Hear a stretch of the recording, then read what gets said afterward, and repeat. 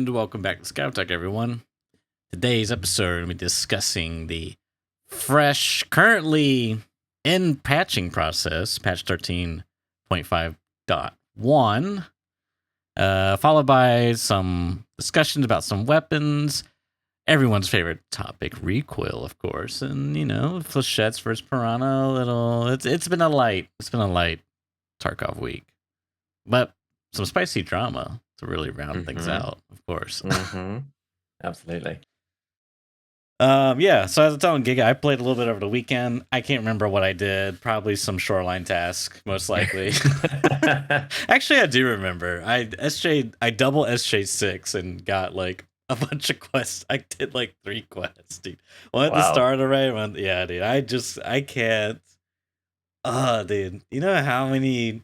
I need to look it up between my 2 accounts, how many hours I got concurrent, but I played so much shoreline. I just want to get on streets of like traders, respectively moderately leveled up. Yeah, I know what you mean. I really do. I was getting to this stage the other day because like I feel like this is maybe the first wipe. I don't really know why, but this is the first wipe where I feel kind of more. I can feel myself sliding away from the kind of like, min-max the stat and da-da-da. Right. And I'm just like, well, I want to min-max like my character. Like this time I haven't filled my Bitcoin farm really remotely at all. I think I got like the 10th. We had like a completely insane day for loot last stream. Like we didn't actually kill that many people. We were supposed to be doing Punisher 6, but I was doing like interchange quests and like we did a couple of like random streets ones when I got bored and started using the AK-12. And we ended up like not running into that many people and just like piling like tons of loot out of the maps and ended up getting to like 4.5 mil or something. So I was like, well, I'll just buy like the 10 to fill it up. I think I had like 6 or something. So just like bought the last couple just to fill it up. But I'm like, I've prioritized trying to get the filters, like the air filter. Because I'm like, I'm really going to focus on strength, endurance, like actually getting these skills up. And I kind of like, I don't know, it's this weird thing. It's, playing like interchange and I spawn out by railway somewhere. And I'm just like, dude, I'm like getting to that point in my Tarkov career where I feel like I just need to have an SJ6 at the beginning of every raid. Like, yeah, I'm just like, so I'm kind of like getting a bit bored of just like the run into the places. Like Shoreline's definitely like that, interchange as well. Other maps are not so much. Like I don't mind. Like there's interesting stuff that happens on reserve. There's interesting stuff that happens. Yeah, customs is fine because it's like pretty tightly packed. And you've also got like streets or whatever, which is fine. But there's a couple of those maps, interchange and shoreline in particular, where it's just like, well, I started off in the middle of like the arse end of nowhere, right. And now I need to get to whatever position it is. And even runs that used to not bother me, like you start by the road on interchange. I'm just like, I want to get into Idea. It's only over there, but that's like 3 stamina bars or something. So I'm like yeah, SJ6 in it goes and run. It was kind of the follow-on from, I think last time I said that I ended up just buying the injector case early. I haven't even finished Chemical 4. That's actually something that's slightly interesting, but just as a little tangent away from the sort of intro. But Chemical 4 keeps changing because originally everyone always used to hand it in to Skier to stop having to pay the 1,000,000 rubles. Then people realized you didn't really need to pay the 1,000,000 if you have EOD because you can just get the rep anyway. And Therapist added the injector case. It's like, oh, we'll get the injector case because they were like a mil. And then this wipe, injector cases for whatever reason are something like 400,000 rubles, 450,000. But ammo cases are like in really low supply from mechanics. So they're like 450 and you get 2 from Prapor. So people have been handing in Chemical Part 4 to Prapor to sell the 2 ammo cases and then buy an injector case and then have like 400k just left over. It's kind of interesting. Like if you don't have to manage your rep, then you can kind of make whichever economic choice is the best. But I know standard account guys normally have to like manage their rep a bit more carefully, but it's kind of interesting how it shifts around. So, I mean, I haven't even done it yet, and I was looking at it going like, maybe I will just hand it into Prapor if they're that expensive when I finally get around to finishing it. I just need to like wander in and just plant a marker in a minibus. That's it. But I just can't be bothered to go to customs. So I ended up buying it early, and then now I've got an SJ6 in the thing every raid, and I'm like, do I bring 2? Like just use 1 at the start and then 1 like have it in my case just in case. I don't know. It's a funny one. Like having it there has definitely already saved me. I went to the wrong extract on interchange, and then I needed to like I had no energy, so I had to like what did we end up doing? We did SJ6, SJ12 to get to no backpack because that was the only way to like build up stamina and blah blah. But like so we've already saved ourselves once by buying it. So the ejector case is just like totally. It's a total game changer, Like you have the mule in case you're overweight. You have the SJ12 in case you run out of food. You have the the SJ6 so you can run faster. You have the ETG in case you run out of heals. You have the Propitol in case you need a long-term painkiller. Like the adrenaline there for Yeah. short fights. Like it's nutty. It's so nutty. But yeah. So I don't know. We've just been doing this and that. I've been like testing out the AK-12. We'll probably talk about that a little bit later. And it's been just like just mulling along. Like I'm enjoying Streets, honestly. Like the performance on that map is very changeable, I find. Like if I restart every raid, then it's pretty good. Most of the time. It's just such a fun map. I just love playing Streets. It's so Yeah, it dense really and so is. packed. Like it's really cool. And you hear people fighting Caban all the time in the center, and it's just the map feels really alive actually. Yeah. I like it too because there's like a lot of loot, but like, more importantly, because it is like, what is it, 45 minutes? Or is it I think it might be 50? 50. Yeah.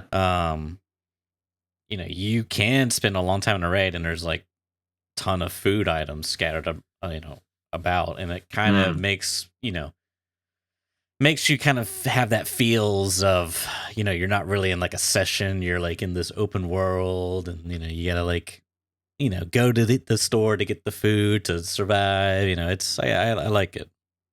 Yeah, it kind of makes me think like, yeah, maybe we could do with like longer raids on other maps in some ways, because I do love that feeling on Streets of I don't need to get out straight away because you don't necessarily always want to bring food and water with you. Like you can, but like if you die with it, it just feels kind of silly and like it's not really necessary. You can normally find it, but then often you end up not finding it, and then you're just kind of stuck, and Yeah. it's just this awkward thing. Whereas on the Streets, it's like, oh, there's the shop by Concordia, and there's one by Pinewood, and then there's the one in the middle of the map, and then there's the little store off the street by kind of near Pinewood, but near the theatre, and it's just there's stuff everywhere.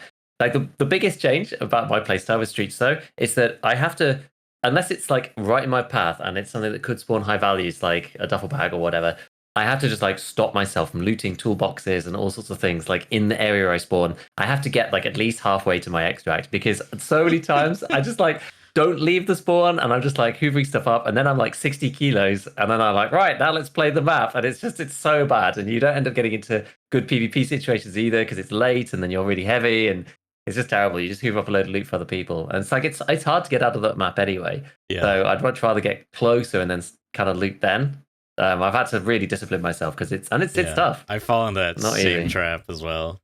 But I think one thing that is at least this has been my experience, is like after the first like 15 minutes or so, maybe even like 10, it just feels like there's no PMCs around. Like if you don't see a PMC, if you do that thing of I'm gonna loot my spawn and you don't see a PMC, then it just like feels really dry afterwards. And I almost wish that like, we have scavs that, come in mid raid. I would almost like for like PMCs to get like a mid fill instead of like an infill. Oh, I know what you mean.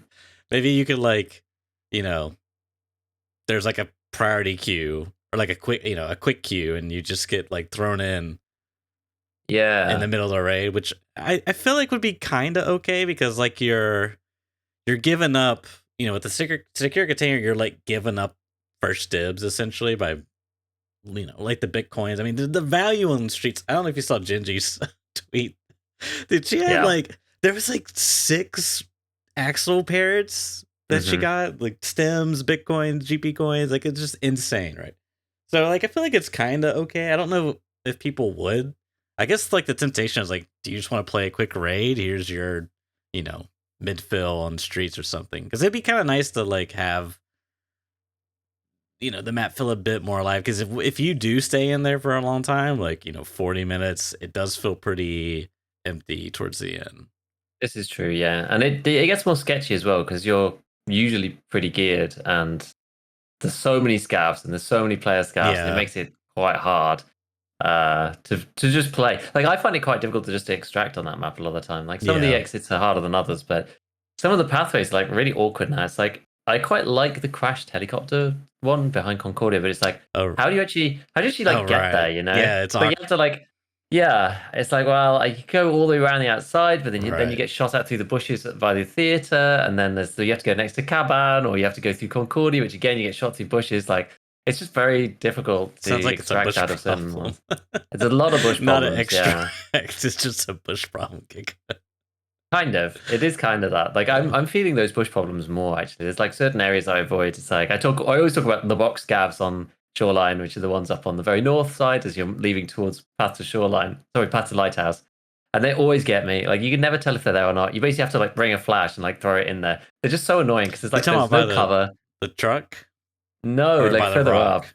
Like up by the big rock, like right at the north side. You know, if you were going like along the wall edge, and you're going towards the path to lighthouse on the shoreline itself, then there's those two. There's the two weapon crates. Yeah. Okay, those guys there. Yeah. Those ones, and they're just like they're notorious for just like shooting you through bushes, and you can't tell when they're like where they are. Like sometimes they'll be firing at me, and I'm just like, I can't even see you. Like, where are you? Like, it's so annoying. And I know that they actually tried to tone that down a little bit, but it's still in certain areas it's really bad. There's like that one there.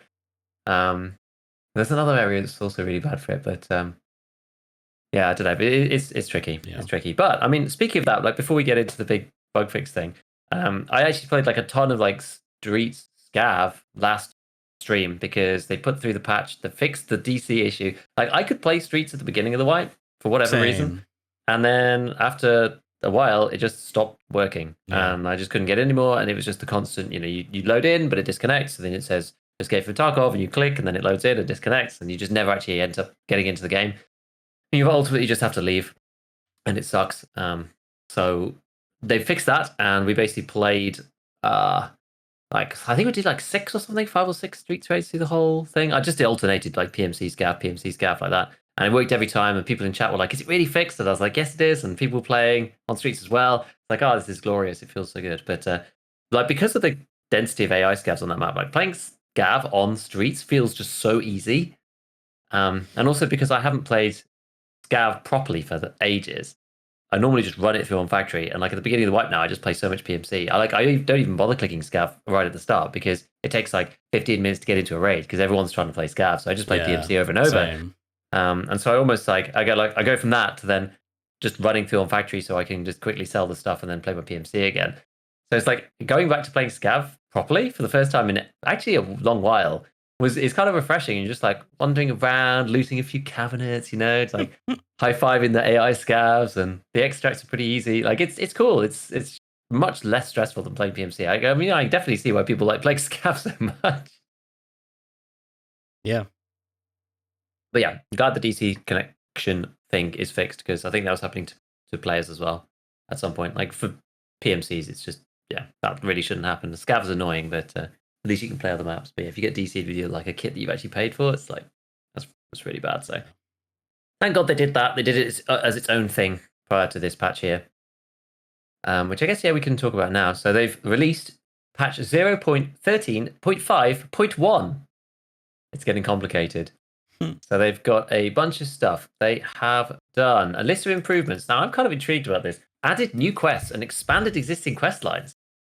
We don't know what this means yet. So yeah, as Church said for context at the beginning, we're actually in the patching period. I think they started patching 2 hours ago, something like that. And it's going to be done in about an hour, 2 hours, I think, something along those lines. So by the time this podcast is out for all the audio listeners, then it'll already be out and we'll kind of know some of these answers. But right now, we don't know exactly which quest lines we're talking about.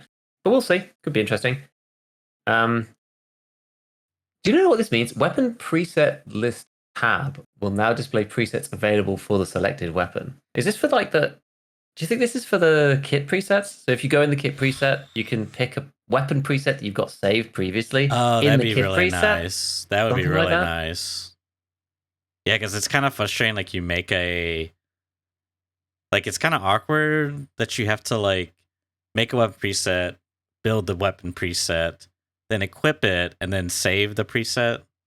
You know, so if that's the case, weapon preset list tab will now display presets available for the selected weapon. Maybe that means the alternatively could mean like the. Actually, I don't know. I'm not too sure. Well, you said alternatively, and then I thought actually maybe this is just in weapon presets. That's what I'm thinking. If you open up a weapon, you then have to go and like find the weapon preset in the list menu. Whereas this way, I think it may just show you presets for just the weapon already. I don't think it's AI. I think you're right. I don't think it's in the actual like kit presets. I think it's in the weapon presets, but that's still good.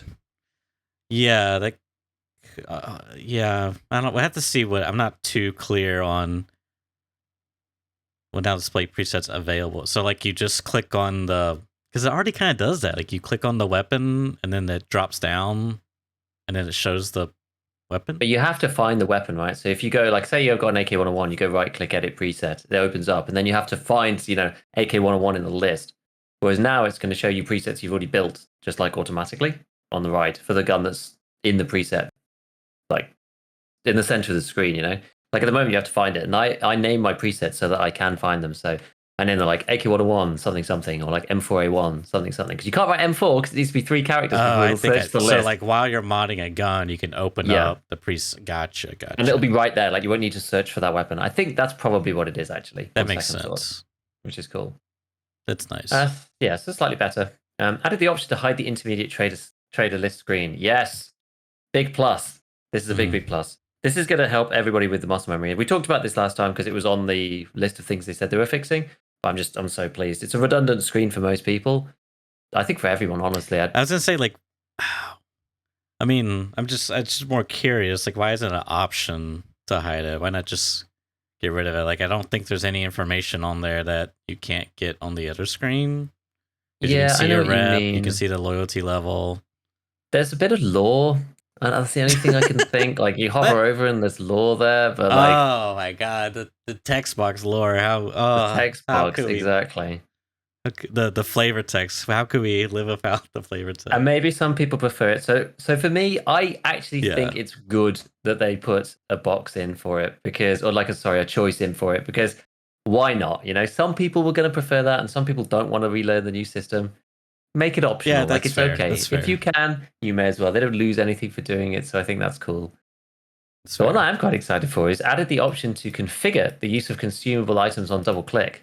I didn't expect them to do this, actually. What does it mean though by configure? Oh, like you could select only food items. Yeah. Activate by double click. Yeah, or like only meds, only food. I don't know exactly how that's gonna get parameterized, but that will be that's kind of cool. Like maybe it'll be a drop down. It'll be in gameplay or something. This is how I imagine it. If I was designing it, it'd be like in gameplay. It'd be like consumable item like setting, whatever. It'd be like all items, and meds only, food and meds. Like I actually can't think of like the full combination of like possible double clicks for the inventory. Or maybe it'd be something like in raid only, in inventory only, like both. Like maybe it's not even for types. Because in raid only would be fine. That would actually work better, actually, I think, rather than saying like meds only, food only, whatever. Because like in the stash, like I never need to double click it. Like it's just not really relevant. I want to double click stuff in the info screen to appear pretty much for everything in the stash. And so if it's just like double click all items in raid, uses them, and double click of all items in the stash uses them. That also feels intuitive to me. Yeah, because I tend not to be like looking for the. And there's an animation in raid. Like you can cancel the animation if you do accidentally double click on a stim. You can like get it out. Yeah. The only problem is like whatever you're canceling, some of it like gets through, like the debuffs. Maybe sometimes, yeah. And like if it's a CMS kit, for example, you lose a charge because they made that change like 2 patches ago. Why did they do that again? They did it so that people weren't skill it was leveling? It wasn't even about that, I don't think, necessarily. I think it was about people baiting using the sound. Oh, what? I think. Not that it really matters, but it's like if you can. I think it's about like, it's just like if you cancel, it's maybe not about like baiting specifically, but like if you get halfway through a CMS and you click to cancel it or whatever, like it still consumes it. So you can't just like med for free. Do you know what I mean? Like it's a distinct choice you have to make. Like, do you get to the end? Do you start it in the knowledge that if the guy pushes you, you have to cancel? I think it's more that it's like less about like baiting specifically, but I think it's better. I actually think it's interesting. But like if the guys push me, I'm always gonna cancel. yeah, but I mean, like if you're in a standoff, right, and like you're still throwing nades, or whatever, and like you've got a black leg, and you're like, do I want to painkiller again? Like I can definitely get that off, or maybe I CMS, like maybe he doesn't push me, and then you start it. But like in that old situation, you could always do that, like as long as you could cancel it in time. Like not always, you can't always, but as long as you could cancel it in time. You pretty much were just incentivized to always start the med animation, almost. And now it's like you have to make a distinct choice because you're going to use. Like it's a small thing. I don't think it matters. Yeah, too much, it's a small thing. It's just I'm looking for the, you know what I mean? I'm trying to figure out the greater meaning. Yes. Yes, indeed. I don't know. The greater meaning of BSG. I don't know. And that was the list of improvements. So that's kind of nice. Like some quality of life stuff, good things. They said list of fixes, fix the known issues when loading into raids, PMCs, scouts, which is especially noticeable on streets. That one they've kind of already done. That was its own separate thing. Various fixes, visual fixes on streets of Tarkov, fixes for sound and environment. This is all good. Fix the bug where the fog was not rendered. We talked about that. Fix the incorrect number of landmine explosions on Lighthouse. I don't know what that means. Wrong number of landmine explosions. So they were like 2 explosions for one singular landmine, or multiple? 2? Is it 1? I don't know. Was it too much damage? Was it not enough damage? Did they kill you straight away? I don't think they did. It was only Claymores that one-shot you, I believe. Yeah, I think Claymore's one-shot you. The landmines you get 2. But I did see a clip from Airwing stream where he was fighting up on the rocks, and he ate a landmine. I think he ate a total of 3, and he didn't take any damage. I'm pretty sure. And I don't know how. I don't know. Yeah, so that might be that. I'm not sure. I've basically not played Lighthouse. I've done like some of the easiest quests on there. Yeah, I think I'm just probably not gonna play it. I'm just not in a Lighthouse kind of mood. Like the performance on that map is pretty basic. The AI is like pretty basic. I just don't really like it. I don't like the gameplay. The same. Like not only does it perform bad, but like you have to deal with landmines on the rocks, which they added. Fun. If you know you're bear like me, because you know what, I don't know why you do this, but you're bear like me, then you know it's like even more painful. The map runs poorly. You constantly feel like you're gonna get one tapped by M61. Like it's kind of a nightmare. I don't really like it. Yeah, exactly. Like you can't go in any of the sniping spots without feeling like, you know, an Airwing Marine like character's just gonna like lapua you from just like some random angle from the lighthouse. I just feel like there's just like no, like the loot's kind of like meh.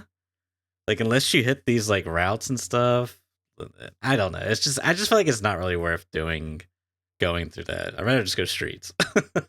That's kind of how I feel about it. Yeah. I'd rather just play streets. I think the streets is a more interesting map, and there was a place for it before, and there still is. It's just sort of the sniping map, but yeah, I've said it 1,000 times. I don't like playing against the rogues that much. I'd much like streets is much more like my type of like gameplay. It's like short range and medium range kind of combat. I'm not really a big sniping kind of guy, so it sort of works better for me. But I know some people do like Lighthouse, and some people like the routine of farming the rogues. It's kind of like an RPG like boss farming kind of thing. Like you go here and you lean here and you shoot this, but then you might get interrupted by PMC, and there's like I get that.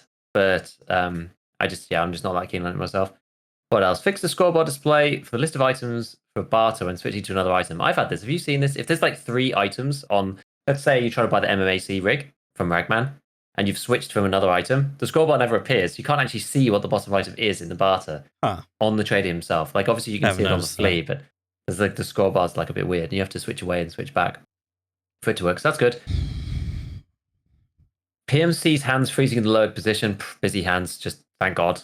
It's awful. It's just like the fact that busy hands is still a problem. It's just like so infuriating. I don't know how this keeps coming back up. It does.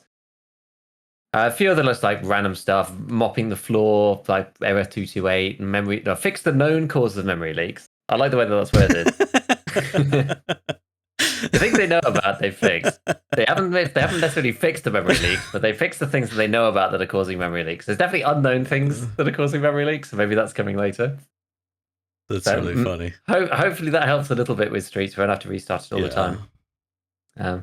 There's like one random thing that I noticed the other day. If you scroll really quickly in the inventory, I had the FPS counter on because we were looking at it on the previous raid, because I was just scavving with it on, because I don't tend to use my scav clips on YouTube. I don't like having my FPS counter up because I feel like it spoils, like, I don't like it in the regular clips if I'm putting them in a real video.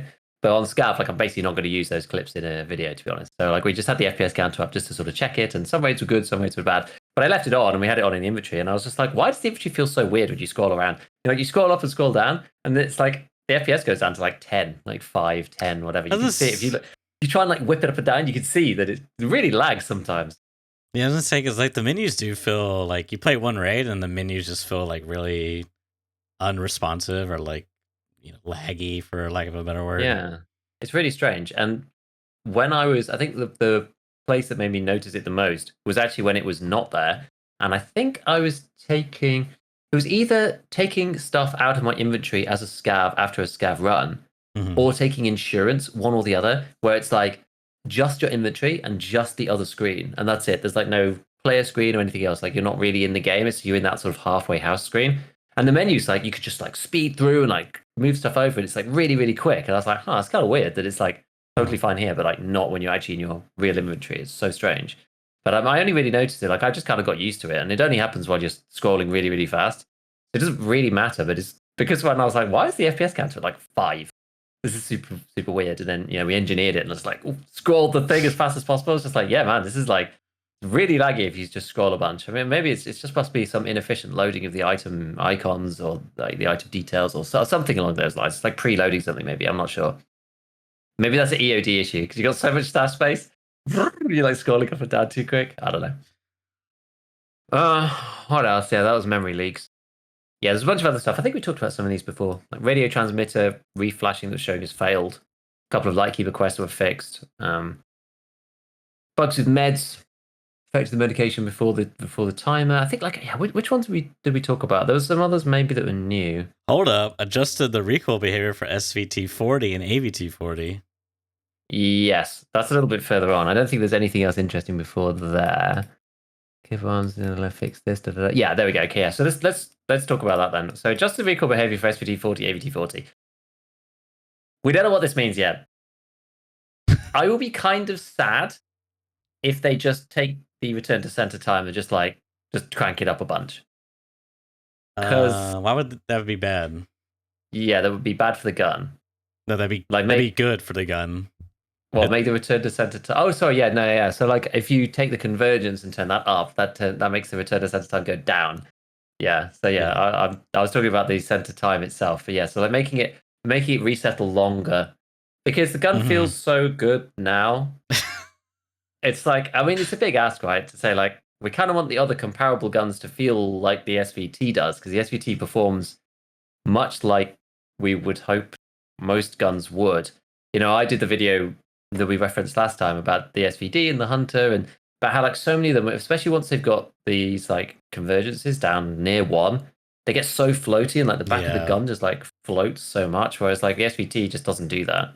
Well, it's a combination of recoil and convergence, but yeah, I mean it's convergence actually not that great. I think it's like 1.25, so like 0.25 more, which is, I mean, it's really not that great, but namely the starting recoil is already kind of low because it's like sub 100, and then the real kicker is the dispersion or the angle, or not the angle, but like the horizontal recoil kind of deal. It's like an outlier. It's, oh man, I can't remember the value. It's like 10, whereas all the other rifles, like most of the semi-autos, are like 17. Like almost 50%, like less. Like it's just pretty vertical ish. So it just makes it like really good for spamming, like at mid-range even. It's like kind of okay. I don't know. I think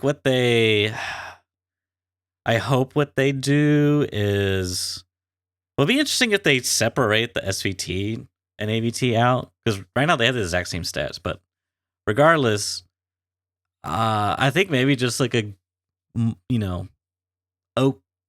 middle ground compromise would be like just give it the same dispersion or horizontal recoil as the like SVD, which I think is also 17. I'd have to pull it up, but just keep it in line with the other ones, because like it's just really weird that it's like such an outlier. Yeah, I do think that the base recoil could be slightly higher, maybe. Yeah. I mean, I don't know how much that's gonna, because like effectively what you do is like This is kind of interesting thing, right? So like if you want to think about it, your dispersion or your horizontal recoil, if you will, is kind of like your vectors, right? So if it's like 0, we'll say that the vectors are just like completely linear, right? And if the recoil of the gun is 100, then that's sort of like the length of the vectors, right? Yeah. So like the dispersion, or I'll just use dispersion. It's kind of like the direction. So if you take it and you bump it to like 15, now they're kind of like poking out slightly, 15 degrees to the left, 15 degrees to the right. But if you set your recoil to like 10, it's just like a little tiny V. Like it's not. But then you can see how like you could play with the length and the angles to kind of get these weird differences. So like even though the dispersion is like 10 currently, I think it is. The recoil is like 100, so the length is kind of long, so you can kind of get, because remember you're firing multiple rounds, so like the length, it's gonna bounce left and right randomly, so you kind of do end up getting worse horizontal recoil because of the starting, the recoil affects that length, and it bounces the two around. are like interconnected, aren't they? There's a relationship there is what I'm getting at. So like, you can make a really interesting guy. Like the vector's a good point. Like the 45 vector, like the dispersion on it is really high. It's like in the 30s, I think. So it's like really wide, the vectors, but the length of them are really short because the recoil is low. So you get like this weird side to side recoil. Yeah. So anyways, it's just such an outlier because it is so vertical. And the recoil is so low. It's just, I don't know, one or the other. Up the recoil or change the dispersion on it. Yeah, one interesting thing about it is that it's also got very low camera recoil. I don't know how much, like, because I've obviously not played with it, right? But it's like 0.1 or something, rather than like all the other guns are like 0.16. So it's like 2/3 or something. It's got a third off compared to all the others, which is kind of I think maybe contributes towards the feeling of stability when you're using it. I imagine it's a funny one. I don't know. It would be interesting to actually like test bed this stuff, and this is why people do the modded versions, right? To like figure stuff out and like try things just to see like what would it feel like if the camera recoil was really low on all the guns. What about da da da? It's just like I don't know. Like as I said, it's a big ask. It's just almost a shame that this is the way that it has to be. Like adjust the SVT and the AVT rather than going like, hey, let's look at like camera recoil on every other gun. But like obviously that's an enormous piece of work. So I don't know. It's now we'll see what they do. Hopefully they don't completely destroy it. Like, oh, we're going to change the vertical recoil to 200. It wouldn't be the worst thing in the world. I don't know. I don't come across them that often. Like as we said before, it's like I think they're kind of situational. I sort of like having a gun that's. It's not that. How much is it? Like 60K now or something? I can't remember what they've even put it to these days. 60 to 40, depending on if you get the AVT or the SVT. Yeah, the fucking AVT barter, honestly, it's so stupid. But I've got the SVT up here. Let's just see. Where do you buy it from? It comes from. Oh, why has it not appeared? For some reason, it's not on here. I'm like looking on Tarkov.dev. It normally tells you. Oh, I think it's because that's the sniper one. Oh, yes, I need to look at the default.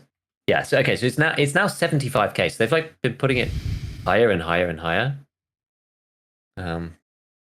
Which is like it's fine, but for the power and the situationalness of it, I think it's okay. Like I think that's the thing about it. Like it's a great gun and it's a great gun for budget. Like bang for buck, it's insane. Yeah. But then like on an absolute basis, it's not necessarily like the best weapon ever. And I feel like I can spend more money and get better performance. Yeah. If you know what I mean, right? Like I've been running this expensive SVD, which I feel like against if I'm playing against me, I probably beat me with the SVD I've been using. And like, yeah, it's like 3 to 4 times more, but the SVD is also just like an expensive gun, so that's not really necessarily fair.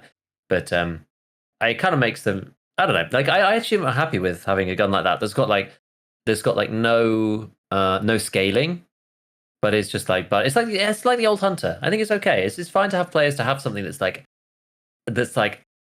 out of the chart, because like a lot of the guns in Tarkov kind of go from, like, some of the best guns are kind of the best because they're so bad originally, kind of weirdly. It's like the M1A, right? It gets to super low recoil because the base recoil is so high. So the mods do so much.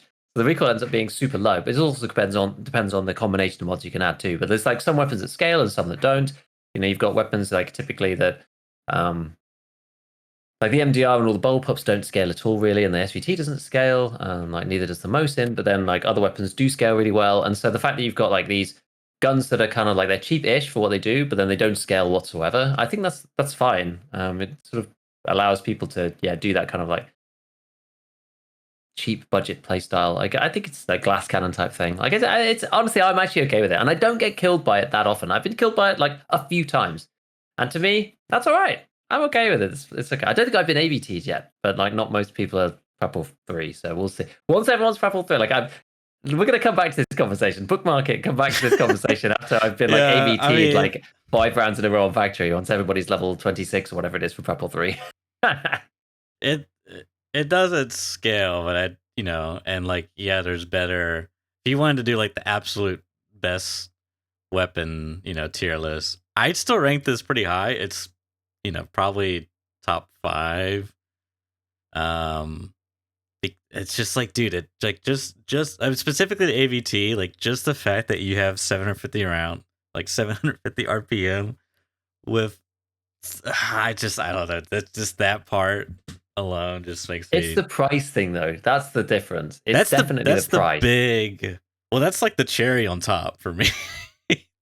It's like, I don't know. If I'm having like a bad, like I have a bunch of SVTs, like a whole weapon rack full. If I have like a bad, run in Tarkov, I can just fall back on that, and it's like I'm just as effective as if I had like a 200,000 ruble gun, but I'm not spending that much. Yeah, that's what it feels like, at least.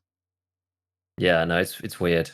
It is weird. It's one of those things though, where it's like, it almost feels to me, if you're putting, because if I'm putting an like absolute best tier list together, I just don't think either of them feature there for me, because I think we're so focused on like the value of this weapon that it's like, well, it that's almost what I'm like saying. blinds us in some ways. The AVT though, the rate of fire with that caliber, dude, like that's just insane. That one I think is like, money aside, sure, but I still think it's really good for what you're like, dude. Maybe, but like for me, there's a reason why nobody uses, say, like the SA58, right? Like nobody uses that gun, and I don't think that the AVT is like much better than the FAL. Really? Wow. Okay. I don't think so. Not really. Like if you analyze, I'm actually gonna have to do it right and then like analyze them together. I've not done a thing about the AVT specifically, but I feel like the fact that it costs like 38,000 rubles, I think that is like so prominent. It's such a prominent feature of the gun. The fact that it costs you about as much as a Ratnik helmet. The fact that that's just a thing, I really does sort of change the way that it's perceived. I really do think like the recoil is really not non-existent on it. They have to be pretty close. So in an absolute sense, I don't think it's that good. But for bang for buck, like it's like definitely top 5 for sure. 100% I agree with you on that point. I just think that it's easy to overvalue what it gives you against other things that like we just simply don't use. I mean, the FAL does have really high recoil too, though. So I don't know. I'm actually intrigued though. I'm actually intrigued. And have to like go and have a look. It's better than the stock Val for sure, but it has double the conversion. I mean, double the dispersion, man. I don't know, dude. I mean, what can you get the recoil? Like, if you get the recoil to like 70, it might be okay.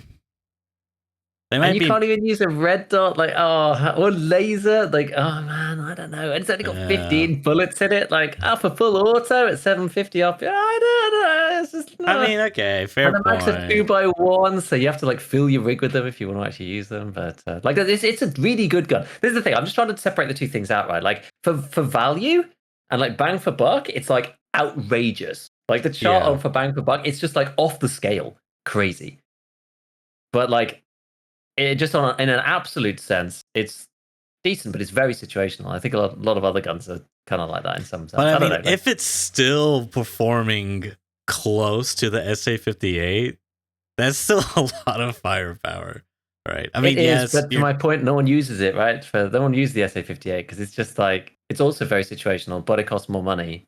yeah, but there's just better guns you could use for close range. I think this is the thing is like the big turnoff for me with the SA58 is the dispersion, man. Like the same with the Scar H is like Maybe. it's just I can't like you can't account for horizontal. It's just the the only thing you can if you can get the recoil low enough to where it doesn't matter. The only thing that I will give it is that having to craft M61 is a pain. And it's really the only way with those guns to guarantee that you get through class 5 armor. Whereas you can buy PS and you can buy BT, for example. Yeah, we're throwing money out out of the equation, right? Yeah, we're throwing money out of the equation. We're just talking about like accessibility now and just like usability. So if you just want to buy from the traders, like you have to buy M62 if you're using the FAL, say. But that's only got 44 pens. So against class 5, it's like, you do have to hit them a bunch. This is the thing with the AVT. You can just put BT in it. Like once you got to Prapor 4, I think this thing's going to become... Now everyone's using class 4, so it's kind of whatever, because pretty much all the bullets pen class 4 that we use normally, right? There's lots of bullets to deal with that. Class 5 is like a much harder beast. Like you have to invest more to pen class 5.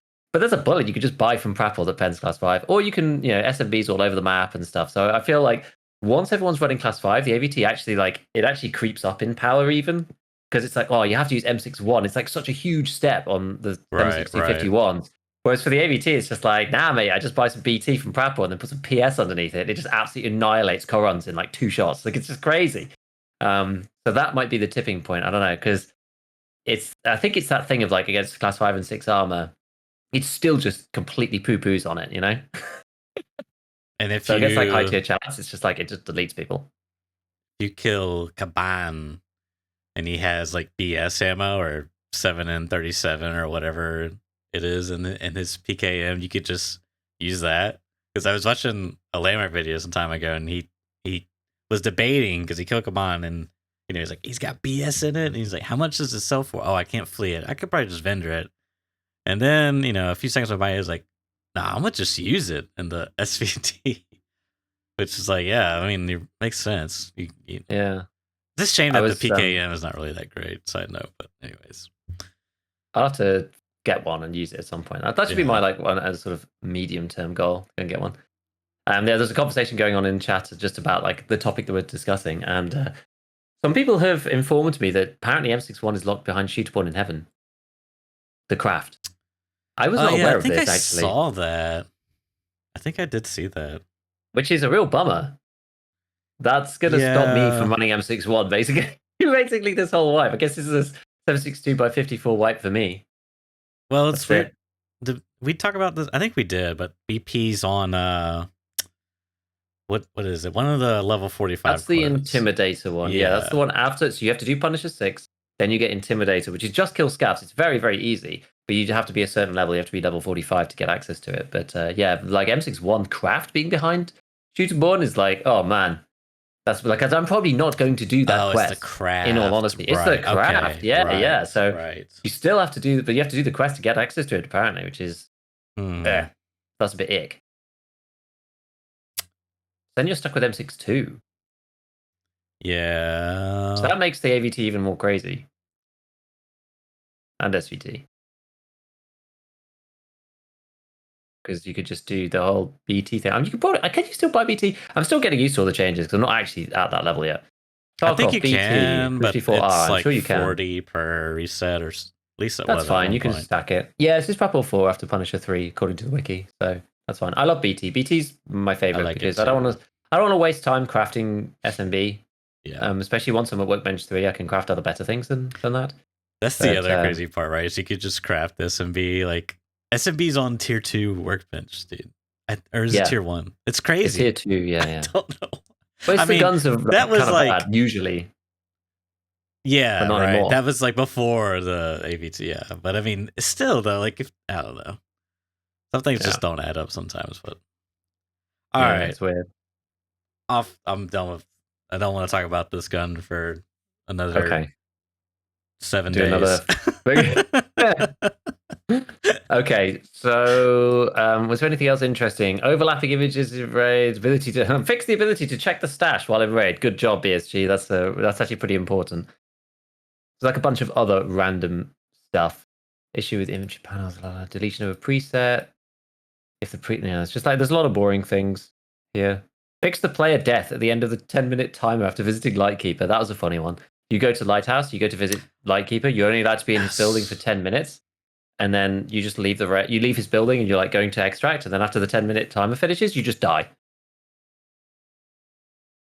Sorry, very, very strange. I'm just excited. The factory banner is no longer displayed while loading Streets of Tarkov. It's very important.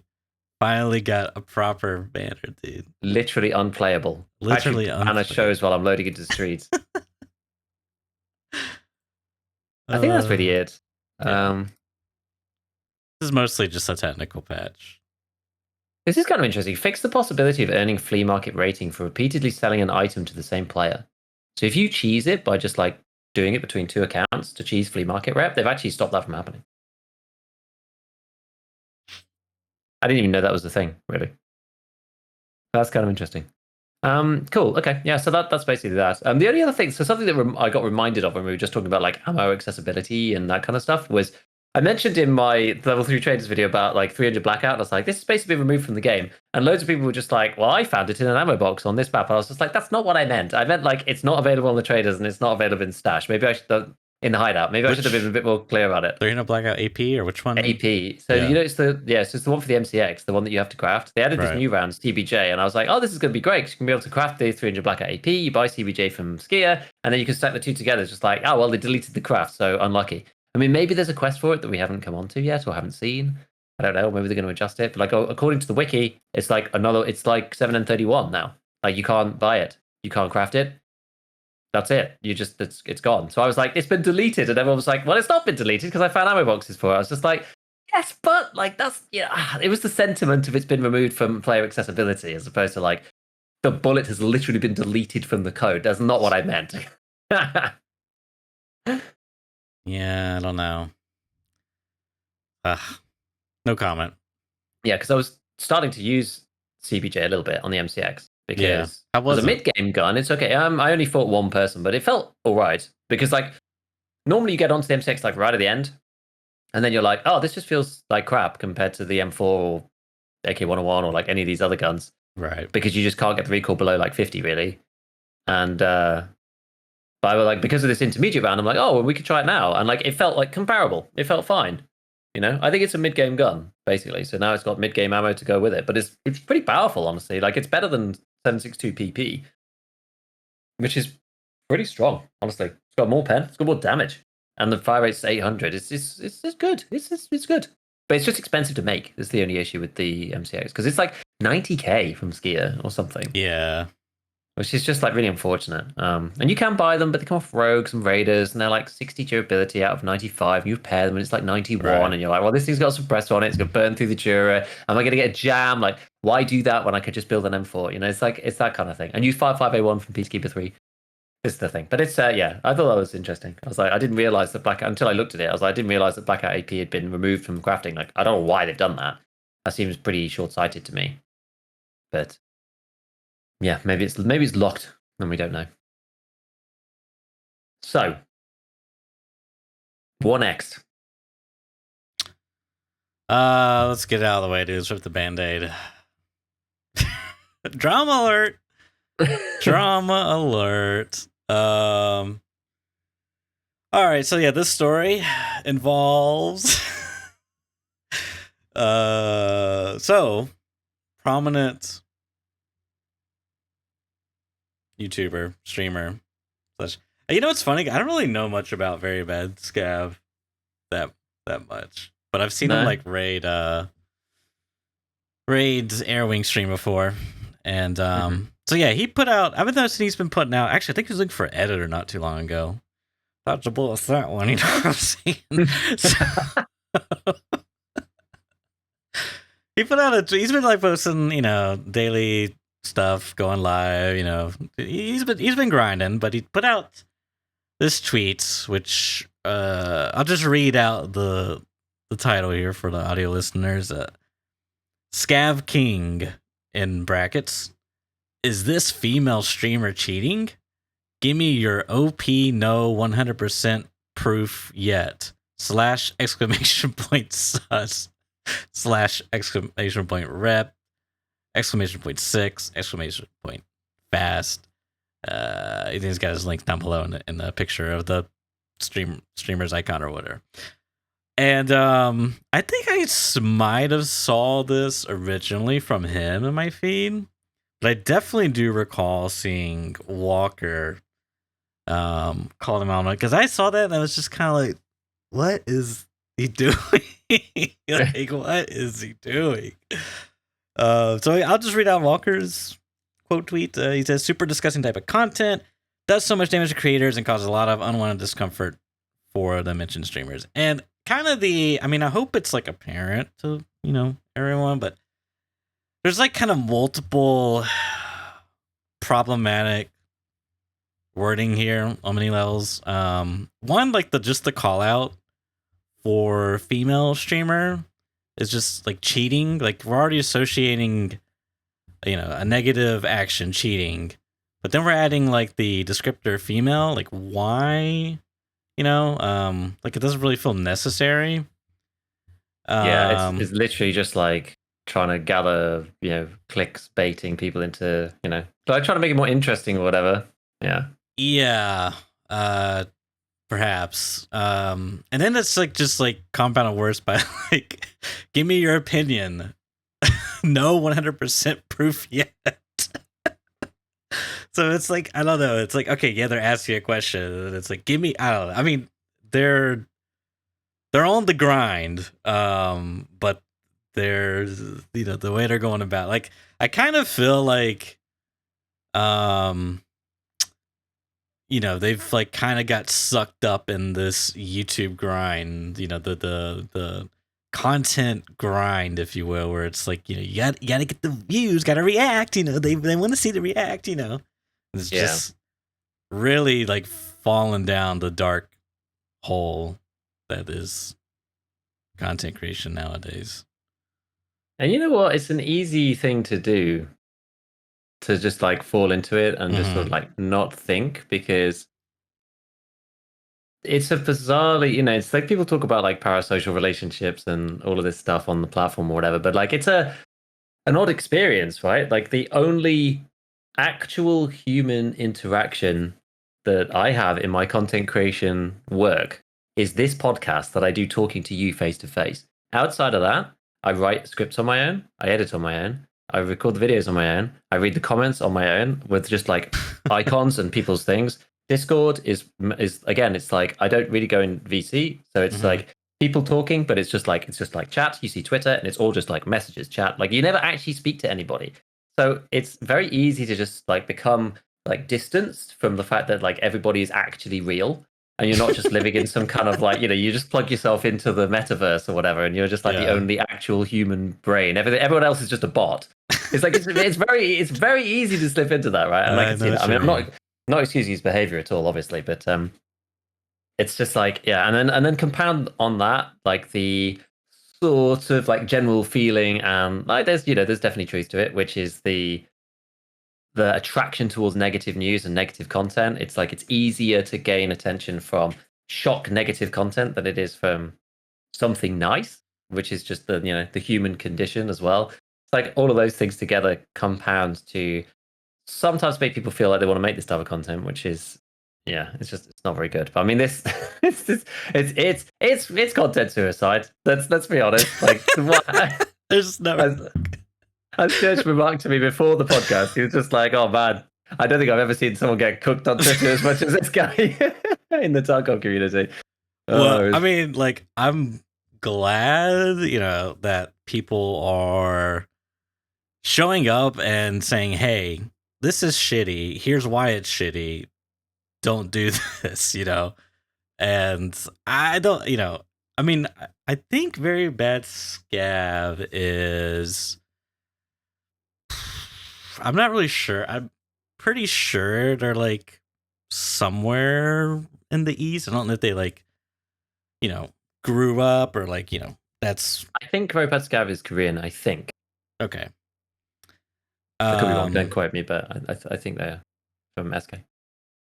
Yeah, so like I don't really know their like experiences or like how much culture's playing a part of it, but like because it's interesting because like he got called out for it, and then he made an explanation video, which I mean I haven't watched it, but he says like I'll read the tweet.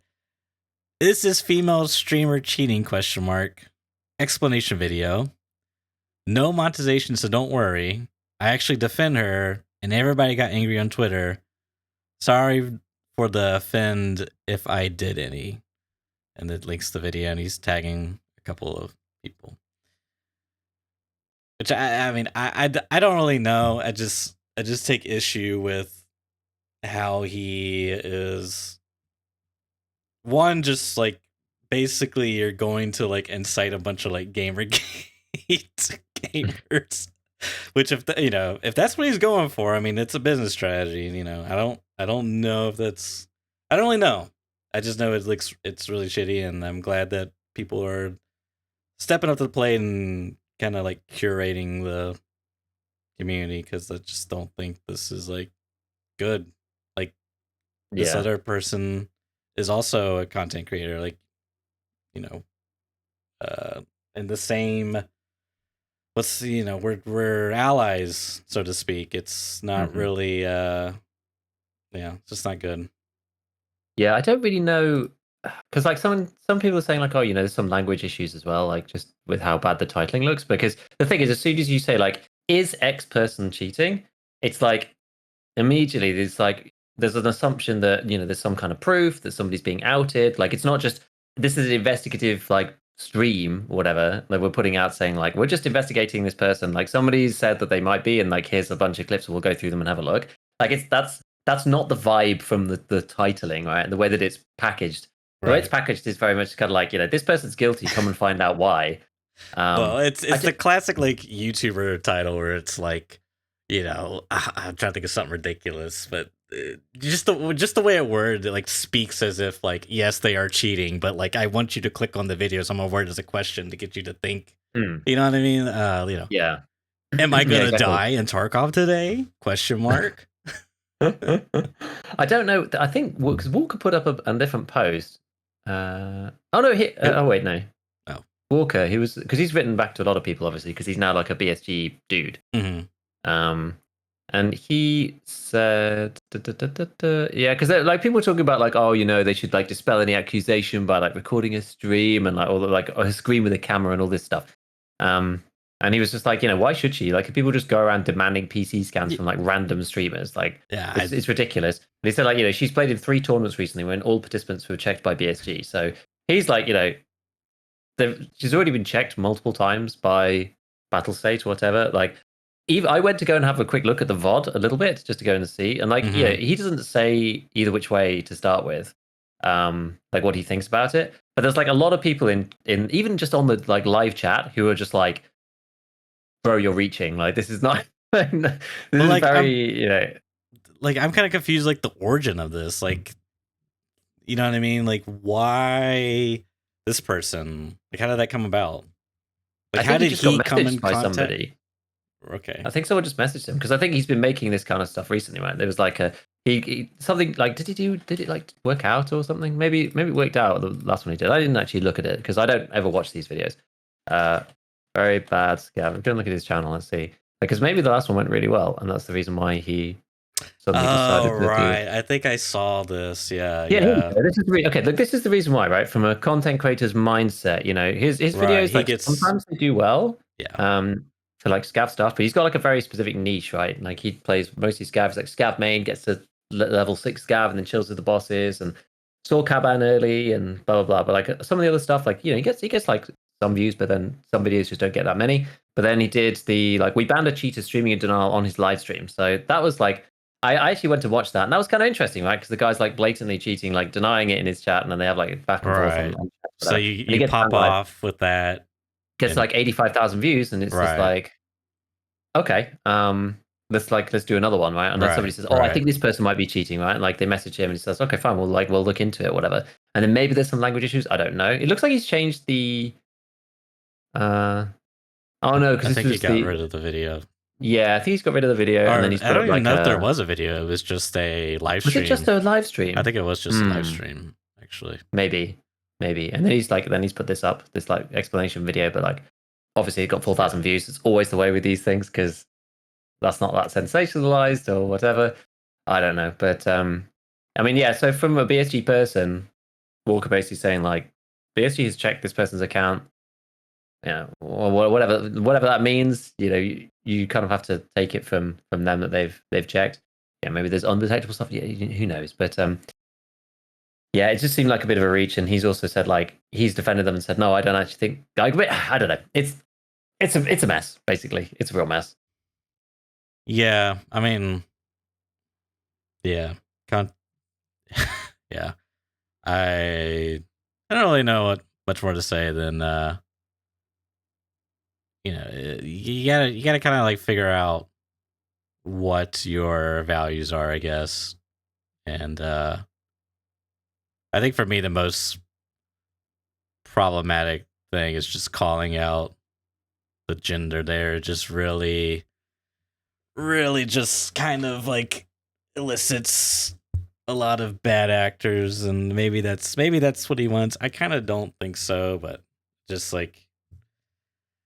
It's not all about views, man. It's not all about I think that's views. the thing. It's like in a vacuum, like that title sounds more interesting because it's more unusual to be female in gaming, right? And Yes. There's lots of people who said, and like including some people in chat as well, saying like, what's the problem about including that in the title? And it's like, I think it's just about the asymmetry. Like nobody would ever write like this male streamer was caught cheating because it's just like nobody would ever put that in there. Yeah. It's there for like clickbait purposes. That's the reason why. And it's, as you say, it's kind of just like title in like bad faith or whatever, trying to elicit particular reaction from people, or there's like a lot of preconceived notions and things that are involved in writing something like that. It just is. So yeah, I think he's probably feeling pretty bad about it. Like I imagine he's probably not going to do it again.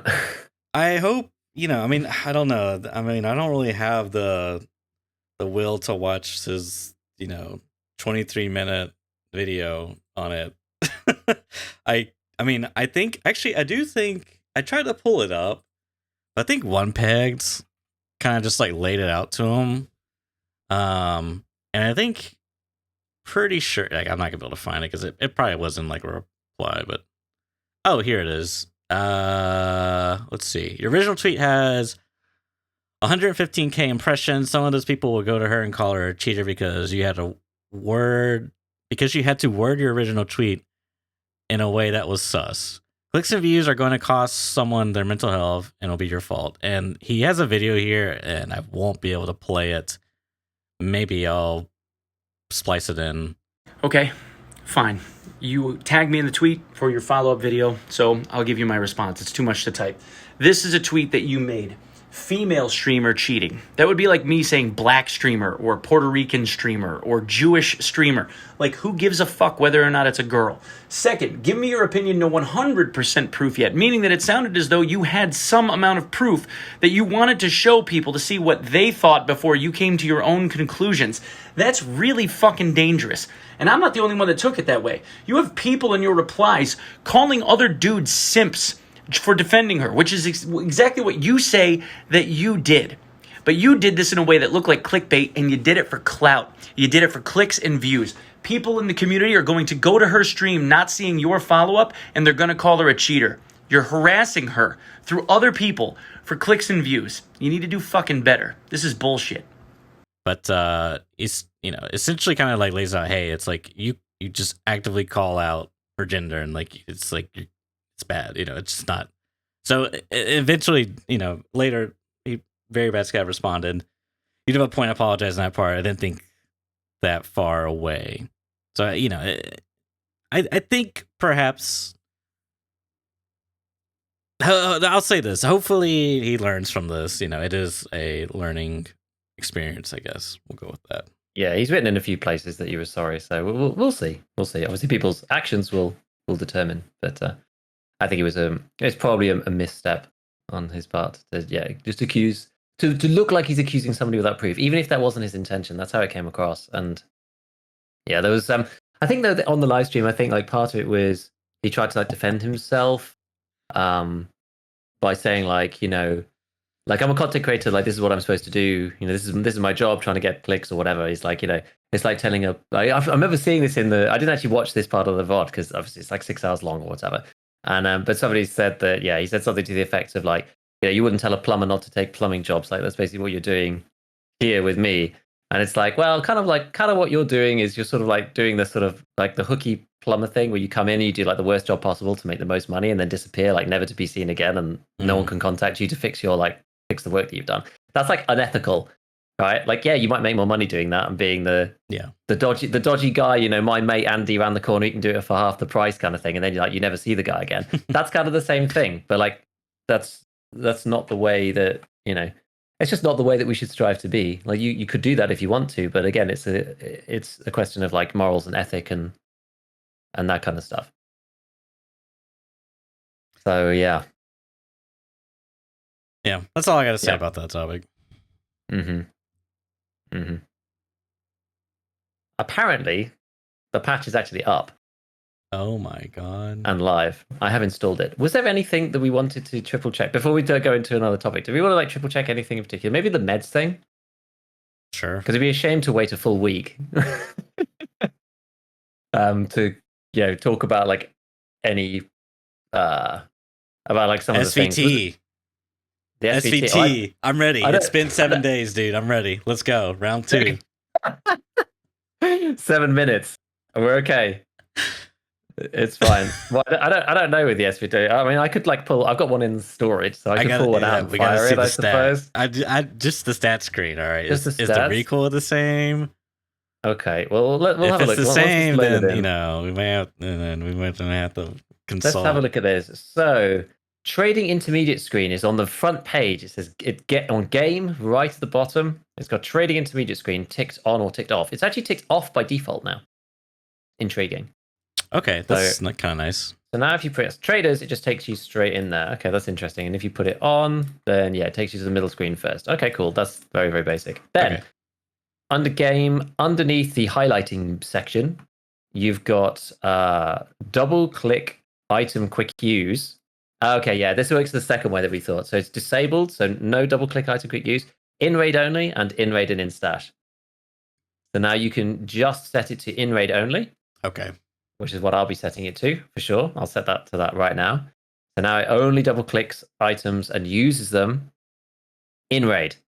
In the stash, you could double click it and it's going to bring up the item screen. I hope. Let's double click on something that's not very important, like a max energy. It works. You can never assume. Never assume that these things are going to work straight up. So that does actually function. Now, SVT, let's go to have a look at this baby. Where are you? Prep or 2? SVT. Hold on, I thought it was like 75k. It's like 56k now. That's what it was. Decrease the price? No, that's what it was. I'm pretty sure. It said 70 somewhere. Okay, maybe it was just wrong.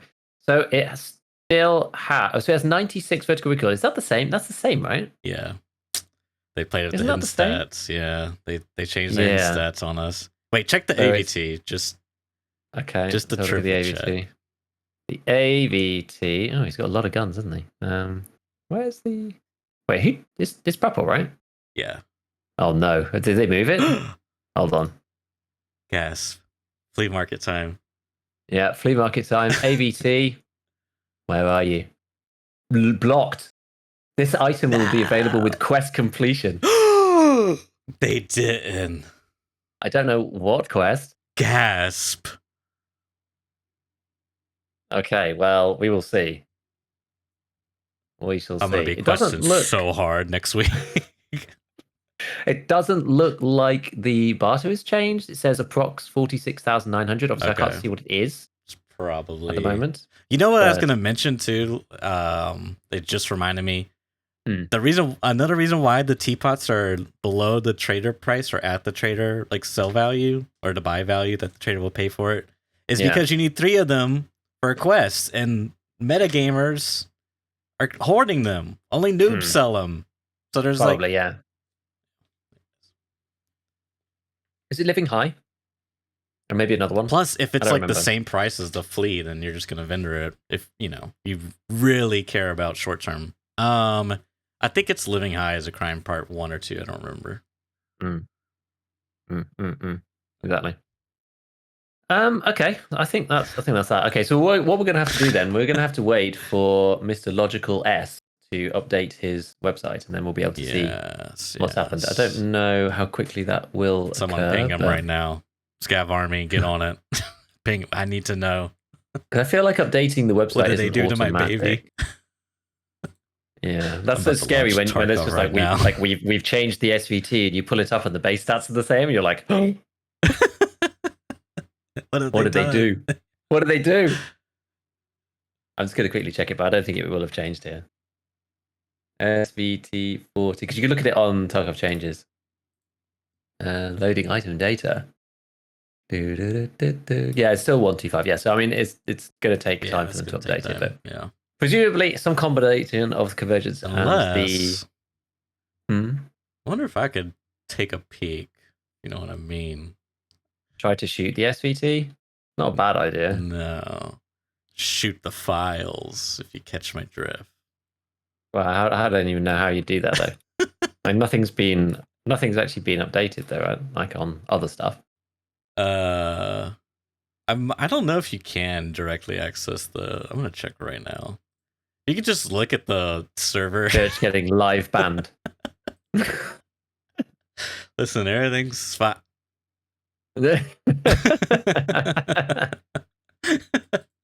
Let's see. No. Wait. Oh, okay. No.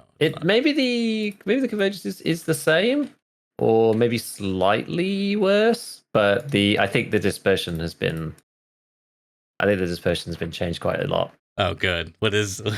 Oh, are you just hand testing it? I was just firing it. Yeah, I don't know. I can't really. I didn't use the SVT like a ton, so I'm not 100% certain how it felt previously. Bit of a mixed bag, but yeah, I feel that that's how it feels to me. At least feels that it's probably had an increase in horizontal of some kind. I think. Somebody in chat saying "Glory to the CPSU Part 2, a new quest." Oh, cool! Unlocks the AVT potentially. Okay. That makes which sense. I have because I did Glory to the CPSU Part 1 very recently. Oh, it does. It indeed does actually. Yeah, it does. Good so catch, locate Chatter. the place of work of Prapple's friend on streets. That's a new quest after the previous one. The CPSU is the one we have to go to check 15. Yeah. There's a whole bunch of stuff. Like, let's see what new quests I've got. I've got pets won't need it. Locate and scout the vet clinic. Locate and scout the X-ray technician's room on streets and survive an extract. Oh, cool. Ambulances again. Locate and obtain the ambulance's paramedic smartphone on streets of Tarkov in one raid. In one raid. Locate and obtain the ambulance's paramedic smartphone on streets in one raid. But there's only one. Yeah. If you don't do one raid, then you've died, right? Yeah, so but then the quest resets. Isn't there multiple? I don't know. It doesn't look like it.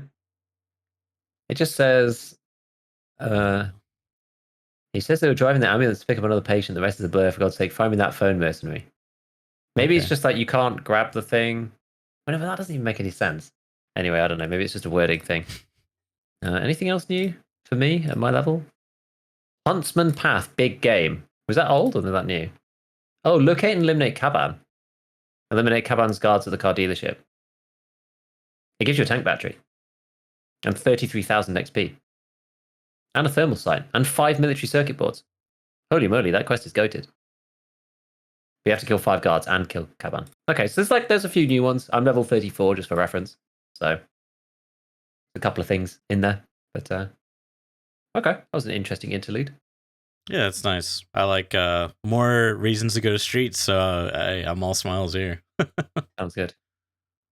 Shall we talk briefly about the AK-12? Yeah. Oh, one thing. Oh yeah. check real quick. See about the weapon presets tab. I'm curious about that. Oh yeah. So if I go into any old gun, if I take the AK-12, which I've actually got in my stash, if I go edit preset for this, oh yeah, and then you go open. Aha. Yeah, I think it just opens by default. That's quite good. I don't have any presets for this gun, so that's not necessarily that helpful. What have I got presets for another gun? I think I've got presets for an M4. Let me try that. Let's pull this out of storage. Edit preset. When you press open, so all it does is it just goes down to the drop down and opens that for you. So it's already opened up. So when I click into, so I've opened up an M4, I press open to open up the preset selector, and the assault rifles and M4 drop downs are already like expanded. So I can see all the presets that I have. And I think it jumps to the, and it jumps so that that's at the top. So the M4 is at the top, so they're like right there. Nice. So that's good. That's actually good. That's been implemented well. Yeah. I mean, it's basic, but we'll take it. We'll take what we can get. We will indeed take it. So that's good. Nice one. Nice one. Nice. So the AK-12. Have you looked at this gun yet at all? Briefly, yes. I had a quick look. I don't know, man. I'm not sure about it. Its starting recoil is 55, and the starting ergo is 57, which is okay. That's actually pretty good. I think maybe it's more of an ergo play, this weapon. The more unfortunate thing is that you can't actually buy it until Prapor 4, which I think is a little high. I think it should be a Prapor 3 purchase, just because, it's 545. People selling them on the flea for like 40k, not Prapor 70k. Really? And that's sort of understandable. Yeah, I could buy one right now for 42,000 with 100% durability. Yeah. Oh my god, that's not boding well. Yeah, you can barter. Somebody in chat pointed out you can barter, but it's like 3 eagles and 2 metal parts. So I think that ends up being, what are eagles, like 25? So it's like 75. Metal parts like 17 or something. So it's like 110. So it's like very expensive. So compared to the flea market, anyway. But yeah, like it's okay. It's got as I said, 57 ergo and 55 vertical recoil, which is fine. I think that one of the big problems with it reminds me a little bit of the RPK. There's just like not much you can do with it. Yeah, this is the biggest that issue. was a really big turn off for me. Yeah, I'm like trying to make something about it at the moment, but I've been using it a bit just to feel. It does have 700 RPM, so it's slightly fast fire rate than the other 545 weapons. Like 545 doesn't have an option for fast fire rate if you want that, which is kind of one of its issues. But yeah, you just can't really do too much. Like one thing that's a bit of a shame is that it's just got like the AK-12 suppressor, and that's it. Yeah, and like I don't even think it's that great. Like minus No, 12 recoil, minus 25 ergo. Like that's a pretty big ergo hit. Yeah, it's pretty bad. I mean, and it doesn't mount onto a muzzle device either. So I almost think like no suppressor is the way to go on this thing. I think it depends on how you're using it, but primarily yes.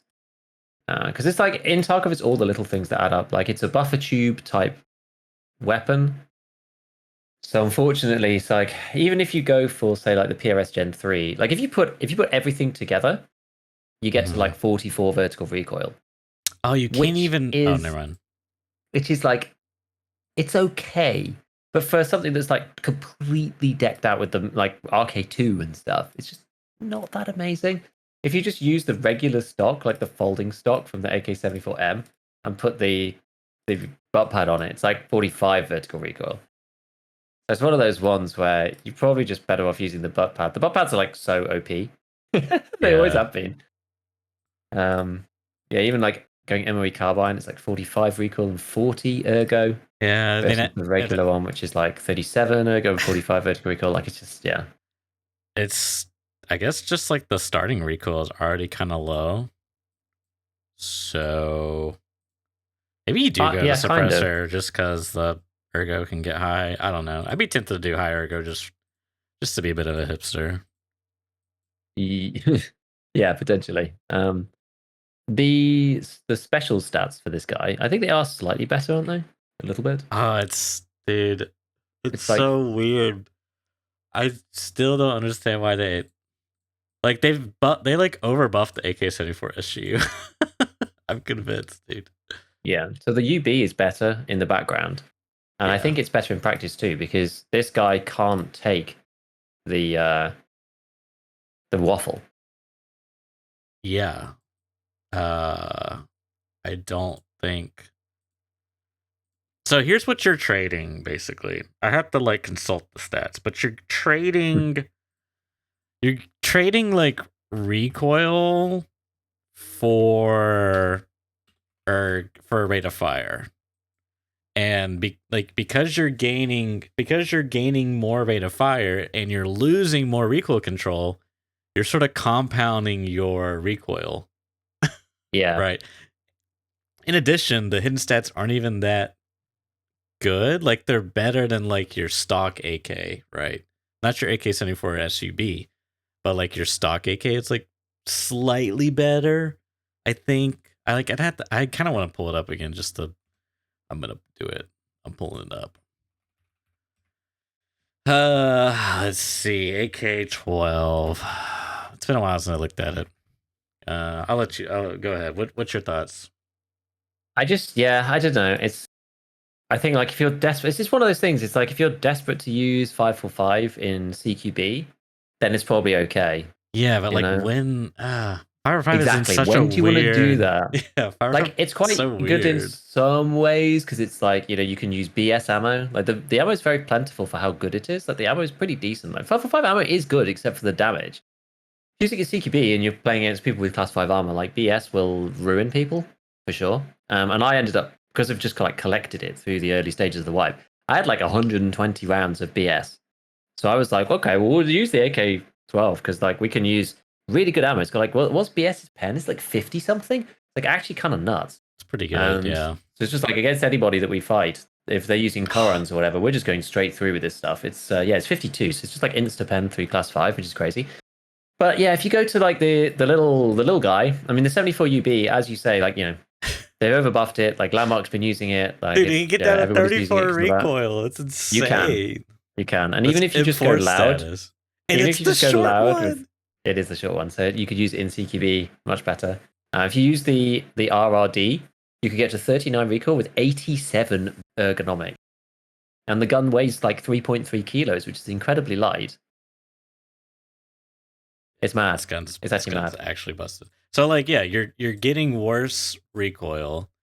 Sure, you're getting an extra 50 RPM, but like, I mean, one thing it does have going for it is the camera, and like the camera recoil is pretty low, about half of the UB, I think. Whatever. I mass hard, but like it's basically like the convergence is slightly worse, like the return center is slightly worse. I don't know, man. It's just like they add this new AK and I think, oh my god, this is like the most modern AK known to mankind, and surely it's gonna be good. And it's like, nope, the UB is the special Russian ops, Spetsnaz, short, engineered with a close quarter. It's better. It's just, I don't know. It's kind of sad. Yeah, I don't really know. I don't really know. It's a funny one. I know there's like a bunch of people who. For a bunch of people who've said on like my previous streams and even people talking in chat right now being like, AK-12 is like bad IRL. Like lots of people just like, hitting on that gun in general online and stuff. Oh, really? So, I don't know. Maybe it's something to do with that. I don't know. About it? Don't ask me. I don't know, man. Like some of the design apparently people don't really like, but I'm not sure. But yeah, so I can't see this being used really. It'll just be the same as like most of the others. Like occasionally you'll find one, and like if you want to go like CQB with it, and you want to be using those kind of guns, and like maybe it's okay for like storming dorms or whatever. It's like slightly better for like point blank, but we're talking like 50 RPM. It's not that big of a deal. 650 versus 700 is kind of whatever. It's not even 10% more. It's like 7. It's so low, dude. Yeah, exactly. So the time to kill thing is like kind of whatevs. Like the only thing is the ammo. Like I've always kind of like, I know that there's the whole like low damage on the ammo is like always a bit of a problem on 545, but yeah, I think like some of the ammo's got decent pen, like a Goldnick and BS. Like it's okay for fighting like geared players, but it's bad for fighting against AI. It's bad for fighting against bosses. It's bad for fighting rogues. It's bad for fighting raiders, and this is kind of one of the issues. It's like it's very PvP centric, but 556 just like deals with so much more stuff, and then obviously the bigger calibers like 308 and whatever are just better in general, like more pen, more damage, easier. I think it's like it's one of these systematic problems with Tarkov actually, because the AI just typically has so much more health than a regular PMC. Like the number of shots you need, unlike bosses and things, the number of shots you need. We've talked about this before. It's just like so skewed how many bullets you need to put into these people for them to go down. And you know, if you've got like BS, as we said, is like a great bullet, but if you've only got how much damage does it do? BS is 40 damage. Like man, it's so low. It's so low. Like even 5501 is like 49. Like 5501 does like 20% more damage than BS. It makes a big difference if you're in a panic mode. Like we can't always hit our headshots. It's just not the way this stuff works. You probably don't kill a rogue. Yeah, because it's got, or like a raider. Like a raider, you won't be able to one-tap a raider in the head because they've got 40 HP. So as soon as it comes out of your gun, it's like 39.8 damage or something. So the raider won't die. And then if you spray at them and they've got like 500 health or whatever it is, I can't remember what's like even just a raider. Like Tarkov raider. What is a raider health pool? Let's assume you don't shoot them in the chest. Dude, it's like 750. Like, come on. So that's the problem. If you're shooting somebody with 40 damage and they've got a 750 HP pool and you screw it up and you shoot a lot into arms, and we've got the black limb spillover changes now. Like low damage rounds now are they just feel even worse than before. You know? And I just think like the AK-12 doesn't give you anything you couldn't already get from the UBs. The fire rate doesn't make up for it. You may as well just use a better, different gun. The ammo is kind of okay, but yeah, it's got its own downsides on damage. It's just like a weird mixture of issues. Like the positives, it's like 5% positive and like 50% negative. You know. I think I'd rather use a SAG than the sorry, not the RPK, the AK-12. That's a sad state of affairs, isn't it? Dude, with a suppressor and a 20-round mag, I can get the ergo to 64 and a recoil to 31 with the RK2 and the PRS Gen 3 stock. I guess you can on that gun. You can use the RK2. Yeah, I mean, you might as well. The ergo's so high on it, especially. I mean, you could put a 30-rounder and lose 5 How much ergo. does it weigh? 5.1.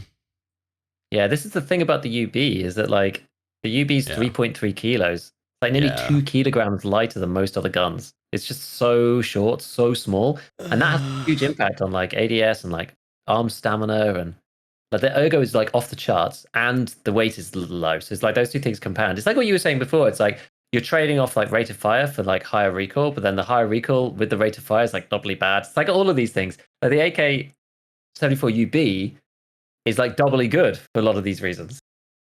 It's like it's short, so it has higher ergonomics by default, but that also has compounding effect because the weight's lower because it's short, and so it's also got like more arm stamina and like slightly higher ADS speed because of that too. It's like all of these things compound. Like it's the same way with a lot of stuff in Tarkov. It's like a sliding scale. It's like as soon as there's a couple of things that start adding up to being bad, it's just like terrible. You either need like all of everything, like modding, or you just go with something like without doing anything to it. It's just I don't know, man. It's weird. So I'm going to look into it a little bit more. I'm going to have a look at like the some of the fire patterns and stuff.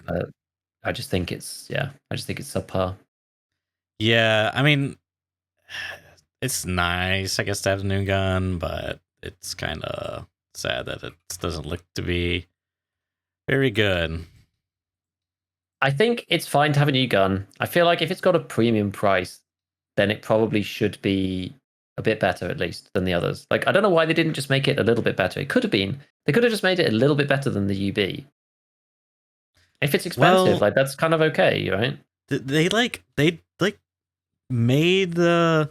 Because I think they all used to be the same in terms of hidden stats. Then they changed it. And then they also, like, I don't know the order operations, but then they also reduced the recoil on them.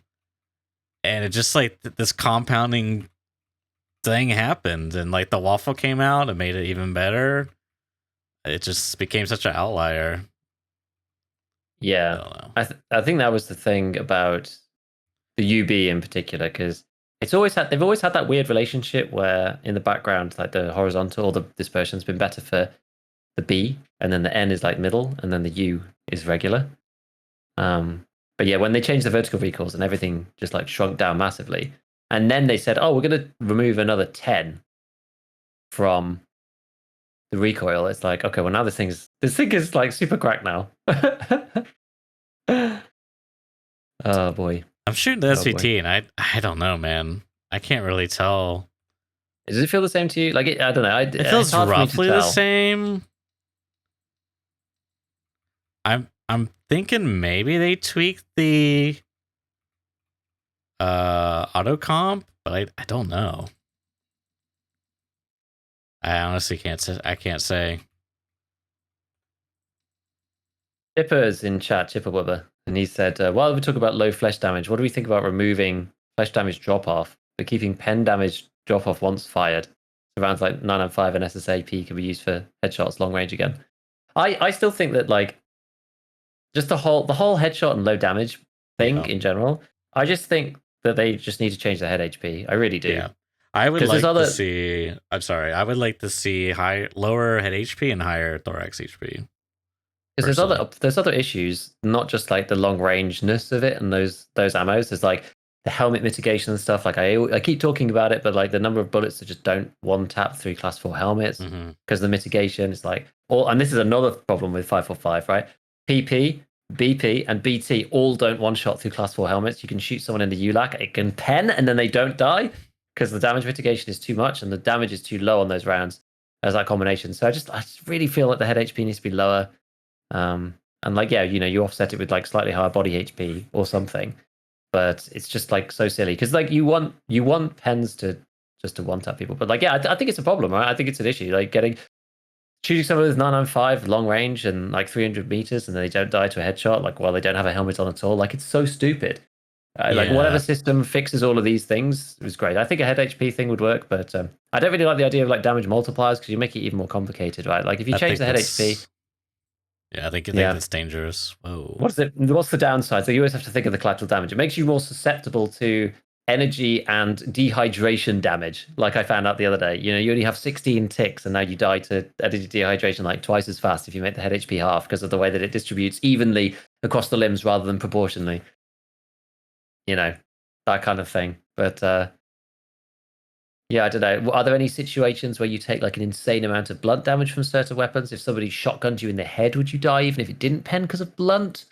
I don't know. Like maybe they'd need to change the blunt throughput on helmets.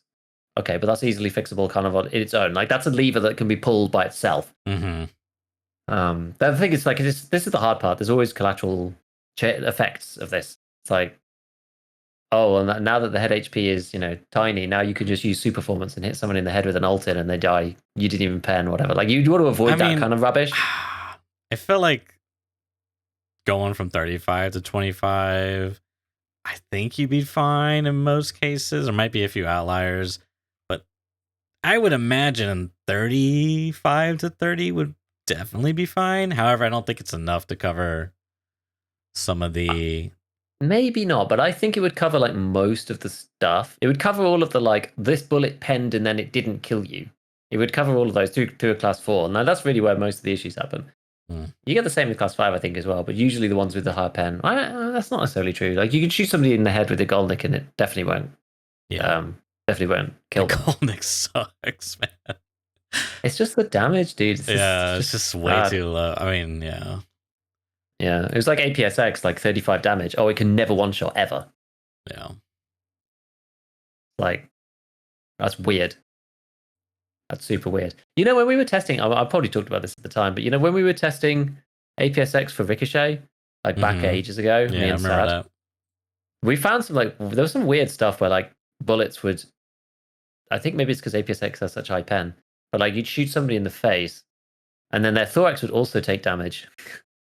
Obviously, you don't normally see it because when you get shot in the head, you normally die to the unarmored front hitbox. But like if you get shot in the jaw, your thorax also takes damage like most of the time, which is really weird. That is weird. it might just like pen through and hit the hitbox behind. I don't know whether those are overlapping, like the head hitbox, and it's like then your thorax comes up to here. But like the head hitbox is embedded in the thorax hitbox, if that makes sense. So it hits head and then goes through. Because you never usually see it because it always one shots you, but with APSX it doesn't. Kind of intriguing, but yeah, I mean, I've been a proponent of this like head HP change for ages. Try and figure out like how to do that without breaking the game. I think it'd be better. I think it'd be better. Yeah, because like I would really like the extra thorax HP because I'm really worried about the armor hitboxes next wipe. Assuming that's still coming, but that's that's next wipe's problem. Exactly.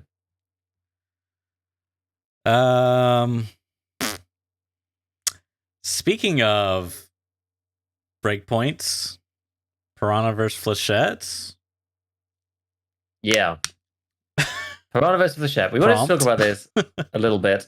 I haven't done the full work on it yet, but I think I have a good enough handle of like what happens in the background to make it make sense. One of the things that you have to think about with these is just how like the armor damage function works. So if we go and have a look at the stats on these things. So just for a bit of background, like Flechette is now only purchasable from mechanic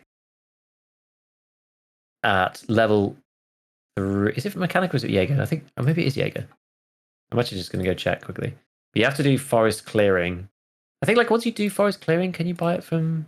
Oh no, it is Jaeger. Yeah, so you do forest clearing, which is the quest after the Dorms kills one, and then you do the Dorms kills six not the Dorms, sorry, the 6 factory office kills, and then you get forest clearing, which is like kill a bunch of scavs. You do that, and then from Jaeger 3, you can then buy Flechette. This used to be craftable earlier in the workbench because you used to use those like metal fuel cans, and it was just like one of those and one blue gunpowders, and they changed it to like 4 blue gunpowders because it was obviously like pretty busted before then. But now they've replaced Piranha with Flechette in the craft. I don't think you can buy Piranha. I don't think. I might have to go and let's go. Let's just go and see. I feel like you can't. Where is it? Flea market. Test everyone's spelling. Yeah, you could buy it on the flea. It is sellable on the flea, but it is not purchased by the traders. Okay, so yeah, it's a craft only thing, which is fine, and it's currently going for like 1,300, something like that. I think you could buy Flechette too on the flea actually, but people are still figuring out like which one's better. Yeah, so Flechette is like 3,000 on the flea instead. So yeah, so Piranha's craft only, and then the Flechette is purchase only. And the difference between them is like kind of interesting. Like I quite like what they've done. So Flechette, as always, is 8 darts, which is 25 damage each. So we're talking 200 total damage. And Piranha is 25 damage also per dart, but it's 10 darts instead.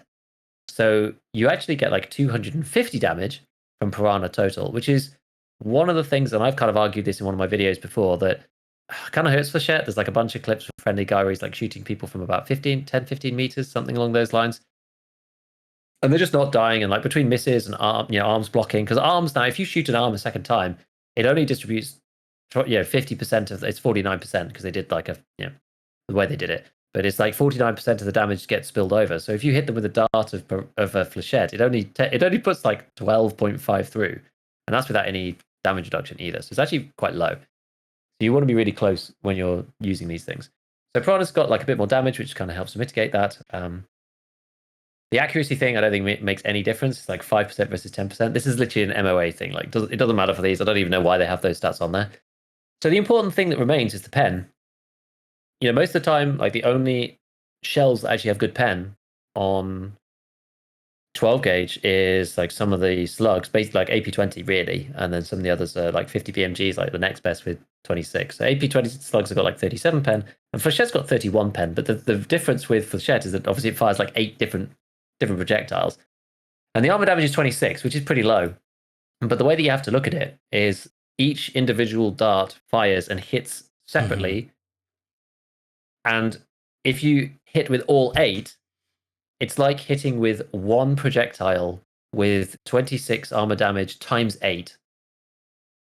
Right. So long as you're not like hitting a break point around like, let's see, because 20 or 31 pen is not very high. So if you're shooting against class 5, all eight darts originally should all be absorbed. So in that way, you have to look at it like, what's the armor damage on absorption for all 8 projectiles? So it kind of acts more like a 31 pen, 208% armor damage projectile if you hit all of them, for the most part. Which is why it just like completely trashes people's armor. And the way that functions, because of the way that the ballistics calculations work, it relies on penetration twice, because it does. There's one piece of the armor damage calculation which works on pen versus armor class, and there's another piece of the armor damage calculation that does pen multiplied by armor damage. So when you kind of like combine the two parts of the equation together, you end up with it's not, like in principle, it's like pen squared times armor damage divided by armor class, right? So that's kind of how it ends up working. Yeah, so it's exponentially like pen is just way more important than the other stuff, and because you go from 31 pen down to Piranha's like 24, that actually has a much bigger effect than you'd think, even though it's only like 7 less. But it's because it depends on pen twice in the calculations. So, for example, if you shot which one's this? Yeah, this is the Reduce M, and I still think this is true. I mean, I haven't had a chance to retest it yet, which I'm going to. But this was true the last time I tested Flechettes. So that starts at 80 damage, 80 durability. Sorry, if you shoot all 8 pellets into a Reduce M, it goes from 80 durability to 60 durability. This is kind of a product of the fact that the pen is still kind of low, and the armor just has a lot of dura. Like the Reduce M now has like a ton of durability. The effective durability is now like really high on this thing. I think it's combined materials. Yeah, so the destructibility is like 0.5. So the effective durability on the Reduce M is now like 160 or something. It's like it's really, really high. So it removes 20 points away from the Reduce M, which is class 5. If you swap that over to Piranha, then it should, and I haven't done the test yet, but it should end up on like 64.2. So overall, you are trading off some armor damage for like the increased damage of the actual like projectiles or whatever, if they do hit arms or whatever. Because it's not even the damage of the projectile, it's the fact that you've just got like more. You've just got more of them. So it's gonna be interesting to see exactly how this follows through. I need to do some more testing, but against class 4, I think I'm just like running some of these, because the thing is, it's complicated because you basically have each dart comes in on its own, so it like chips away. So you could end up killing on like dart 6 or something, because then they start to pen halfway through the blast. Like the way that I've got my like experiment stuff set up, I have to like aggregate them together, because otherwise I did like tons of lines, right? Like I normally only go out to shot 8, but on Piranha that doesn't even fill one projectile. You need to do, if you wanted to do like 3 blasts of Piranha, you'd need like 30 iterations of the test, which is just not the way that my thing works. That's why I bundle them together, but it means that you end up with like a later TTK because of the way that it functions here. But again, it's like Piranha's going to 2-shot or 3-shot class 4s for sure.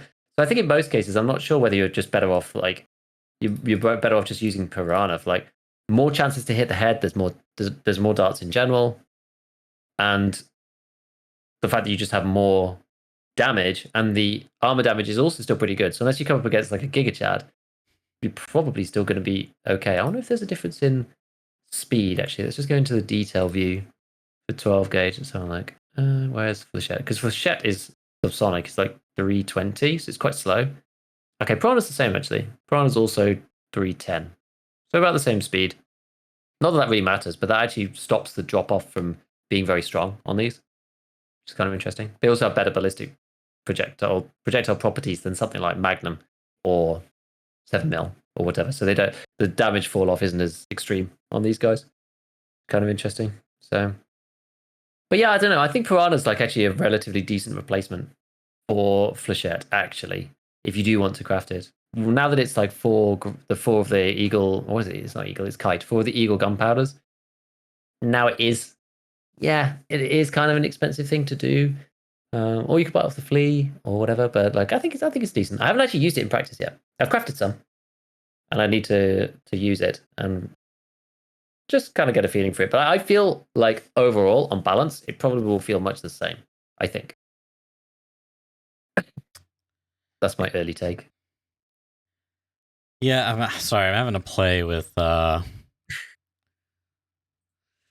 Tarkov Gunsmith. Their stuff. I was trying to decipher if their hit count is 1 pellet or all the pellets hitting. I'm pretty positive it's all the pellets hitting. Yeah, it doesn't quite line up with what I with what I do, and I know that my Flechette one was right, but it might not be right anymore, and this is why I'm like slightly like, I need to go and check and have a look, because you have to, for shotgun things, you have to do them in a very specific way, because it's a multi-shot cartridge. It's just a bit weird. Yeah. But I know for sure in the testing that I did, Flechette did take a Reduce M from 80 to 60. That's kind of like my benchmark, I suppose, for how this stuff works. But some stuff's changed. Some stuff has changed, so I don't know. We need to redo it, and we need to check. This doesn't look right to me, but so it took it from your. What was the thing you're testing against? A rat rig or no? I was testing. So originally, I was looking at a Reduce M. Reduce, yeah. You said that. Sorry. Yeah. I don't know. This doesn't really make that much sense. You're telling me I gotta hit them 8 times of all pellets to get their durability to half on their rat rig? That doesn't sound right to me. I don't think it one shot. So you got to remember the armor damage is actually quite low compared to other rounds. So you do have to hit them kind of with I'm looking at Piranha. Full salvo. That's my bad. So Piranha's like, because Piranha's like 24 pen with 22 armor damage, you see. So it's quite low. Like if you look at something else that's sort of in the middle that would deal with class 4, let's see. What's like PP? It's only 38 actually. 36 pen with 38, but as we said, pen's more important. So it's kind of hard to. This is why these things are sometimes hard to analyze, like qualitatively. You have to actually just kind of crunch the numbers a bit, or go into raid and test it. Yeah, because like hard to balance. This is interesting because you're like relying on broad damage in a sense. So you got like the blunt damage effectively. It's that adds up, and then you're basically hitting their arms, which is going to also eventually add to their damage. Stomach if they're not wearing stomach armor. But like it looks like Piranha is actually kind of weak. That pin definitely hurts it a lot. But you get more pellets. I don't know.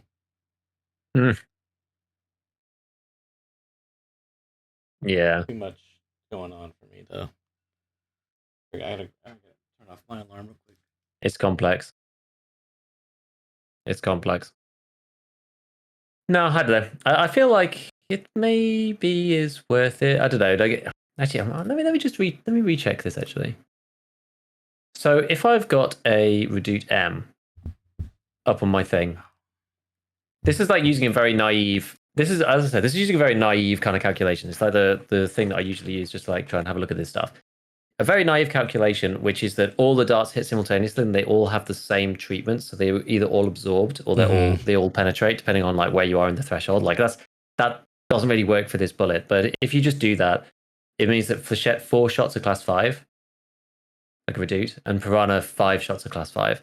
The TTK is actually usually, it's either the same or 1 shot less, because that's like where the weird fringe happens.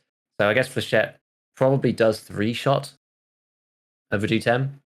And on that basis, I reckon Piranha probably then 4 shots it. But this is like all the darts go onto the target, onto the thorax. Like this doesn't account for anything else outside of that. So you can see how against class 5, you're really relying on headshots mainly, actually, which is why often you just you point it here and you just spray, and hopefully you get a couple going into the head. I guess that's kind of where you have like Flechette with Piranha, I should say. Did they Right, with the nerf Flechette stats? Or is it the same? I can't I remember. don't think so. I think it's the same. I don't think they ever nerfed it. It's not source history. You're still kind of better off. Like the thing that I still like about Flechette and Piranha to the same point is that you can shoot kind of at the head and center mass together because of the way the spread works, and you don't have to worry about like Magnum being completely absorbed by somebody's chest armor. Yeah, that's the things. I just feel like you're getting more consistent spread damage, whereas like Magnum, you like really want to go for the legs. I mean, you can go for like headshots randomly, but it's like, you know, I don't know. Yeah, because if they're wearing a class 3 helmet, like a rat neck, then it's Yeah. gonna like it bounces off the ears and off the head, Right. and then absorbed by the armor. Like, yeah, the arms, but like, yes, Magnum does a lot of damage. It's like 400 total, but then if you shoot into the arms and then they're blacks, then you're actually only dealing like 200. I mean, which is still a lot, right? If you shoot somebody in the black arm with Magnum, they take 200 damage to their whole PMC. Like, it's an enormous amount. But then you also have to deal with higher recoil at the same time. And this is the other crazy thing too, is you hit him in the arm and the chest with one pellet. I didn't even think about that. So like if like half your pellets double penetrate, I think they're dead. Like just straight up, I think they're dead. You know, that's an interesting point because 24 and 31 pen actually potentially does allow you to go through twice. Because it's above that like weird threshold. I don't know, you know, when Airing tested it was about 20-ish or something. I don't know if it does that for these. I'm not sure. Another thing that's kind of intriguing. It was because that would really mess you up. Yeah. Like sometimes it has surprising TTK for sure. I feel like sometimes you just they just die. Yeah. And I don't really know what's the cause, right? You know? Yeah. Yeah, it's hard to tell sometimes.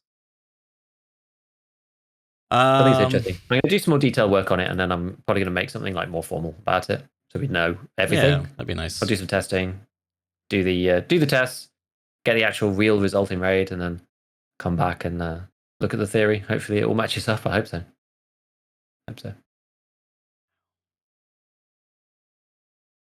I guess just closing out. Essentially, in case you want to pull it up, I don't know if you do, but I saw this come across my feed. Recoil overhaul 2.0 for the legendary Realism mod that I can't shut up about. Oh, I haven't seen it.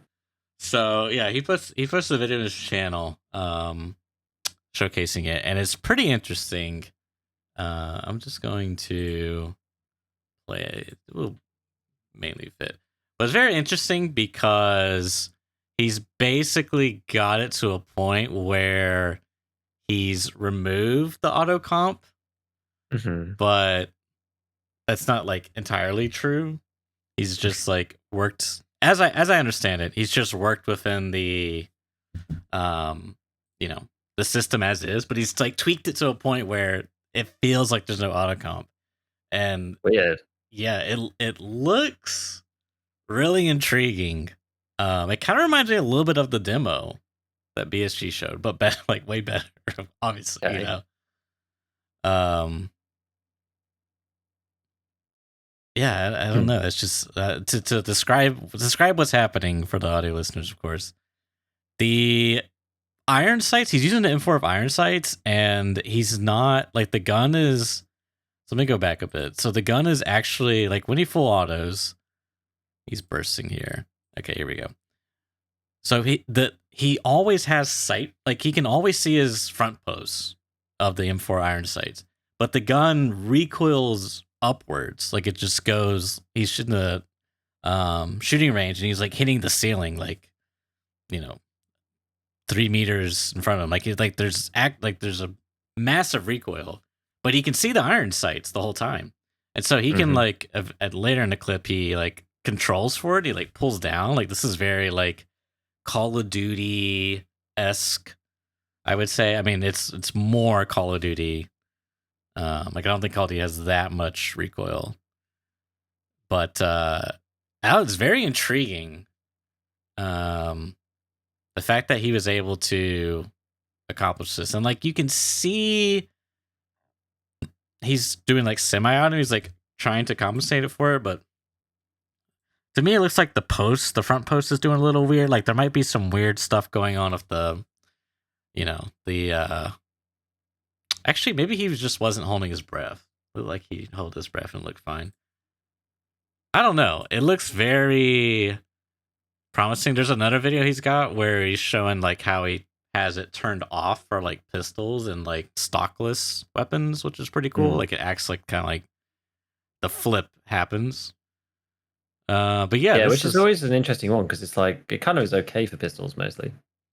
Mostly, yeah. There is a weird thing. I hate it so much where you like spam fire the pistols and they bullets go down. Go down. Yeah, so you like have to wait to reset, which is really annoying.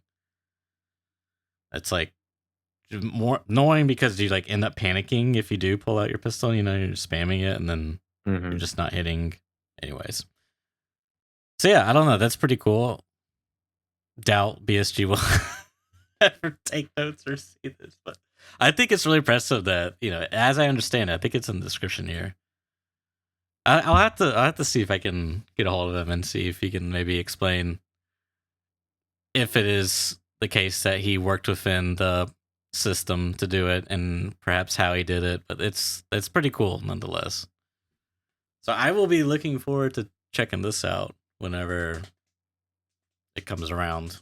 Yeah, kind of like how I'm so torn about these like SPT changes and stuff because it like half fills me with like joy to see it being done really well, and it just half fills me with just despair, knowing that the work is just never going to be used in an official capacity, and it makes me like I'm half like go you guys, and half just like ugh.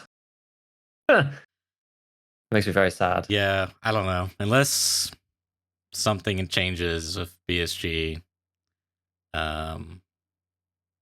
like for me, they wouldn't even have to really do like, fully embrace them, but like, just like DM a guy, I don't know, get him in contact with someone, like, or hire a man. It's just like kind of crazy to me that they're so anti-modding, apparently, when like. I don't know, given like the game's like I would say heavily inspired from Stalker. I don't know, man. It's just like half like I just feel like the industry is so like modder friendly, so to speak. Like a lot of people get their starts from like modding games. No, it's not everyone's like how much benefit it gives, right? How much like it gives such longevity to your games. Oh yeah. Oh yeah. But like I mean a lot of like I'm saying like in general like devs, they may have started out modding is how they got into like game development. You know what I mean? Like making their own mods and whatnot, like reverse engineering stuff. I don't think it's like, I think it's like relatively common, but I'm not 100% sure on that. I'm mostly just shooting stuff from the butt here, but one random final piece to update before we close. As I was told by Sven in chat, restart the game. The RSS Sparta works. They've added loads more. There's 16,000 in stock right now. Wow. I just bought one. So the dog tag barter works again. You could do it. They stopped it being like a minuscule number of things. One other interesting thing actually is I can see the RSAS. Actually, is this true? It looks like it. It looks like the RSAS is Peacekeeper 3, but it says available after the quest complete to buy in cash. But I don't know if that's like, if I put in the mutant, let me just do this before we finish. If I just put the mutant in. Oh, wait, hold on. RD704. Maybe that's not true. Maybe that just shows me my trade level. Yeah, that just shows me my trade level. Okay, so yeah, it's still probably Peacekeeper 4, I guess. But yeah, you could do the barter now. Now we can actually do the rest of Gunsmith. Hooray! Fantastic. God, that was all. Remember, like before the flea. I mean, I don't remember this, but just hearing the stories of like the only way you could do Gunsmith was you had to go to Shoreline and loot that one room. Like that's, God, dude, that sounds awful. Emergent and engaging gameplay. Yeah. All right, well, I think that's gonna wrap it up for today's cast. Thanks for tuning in, and yeah, we'll see you all next week. Catch you later.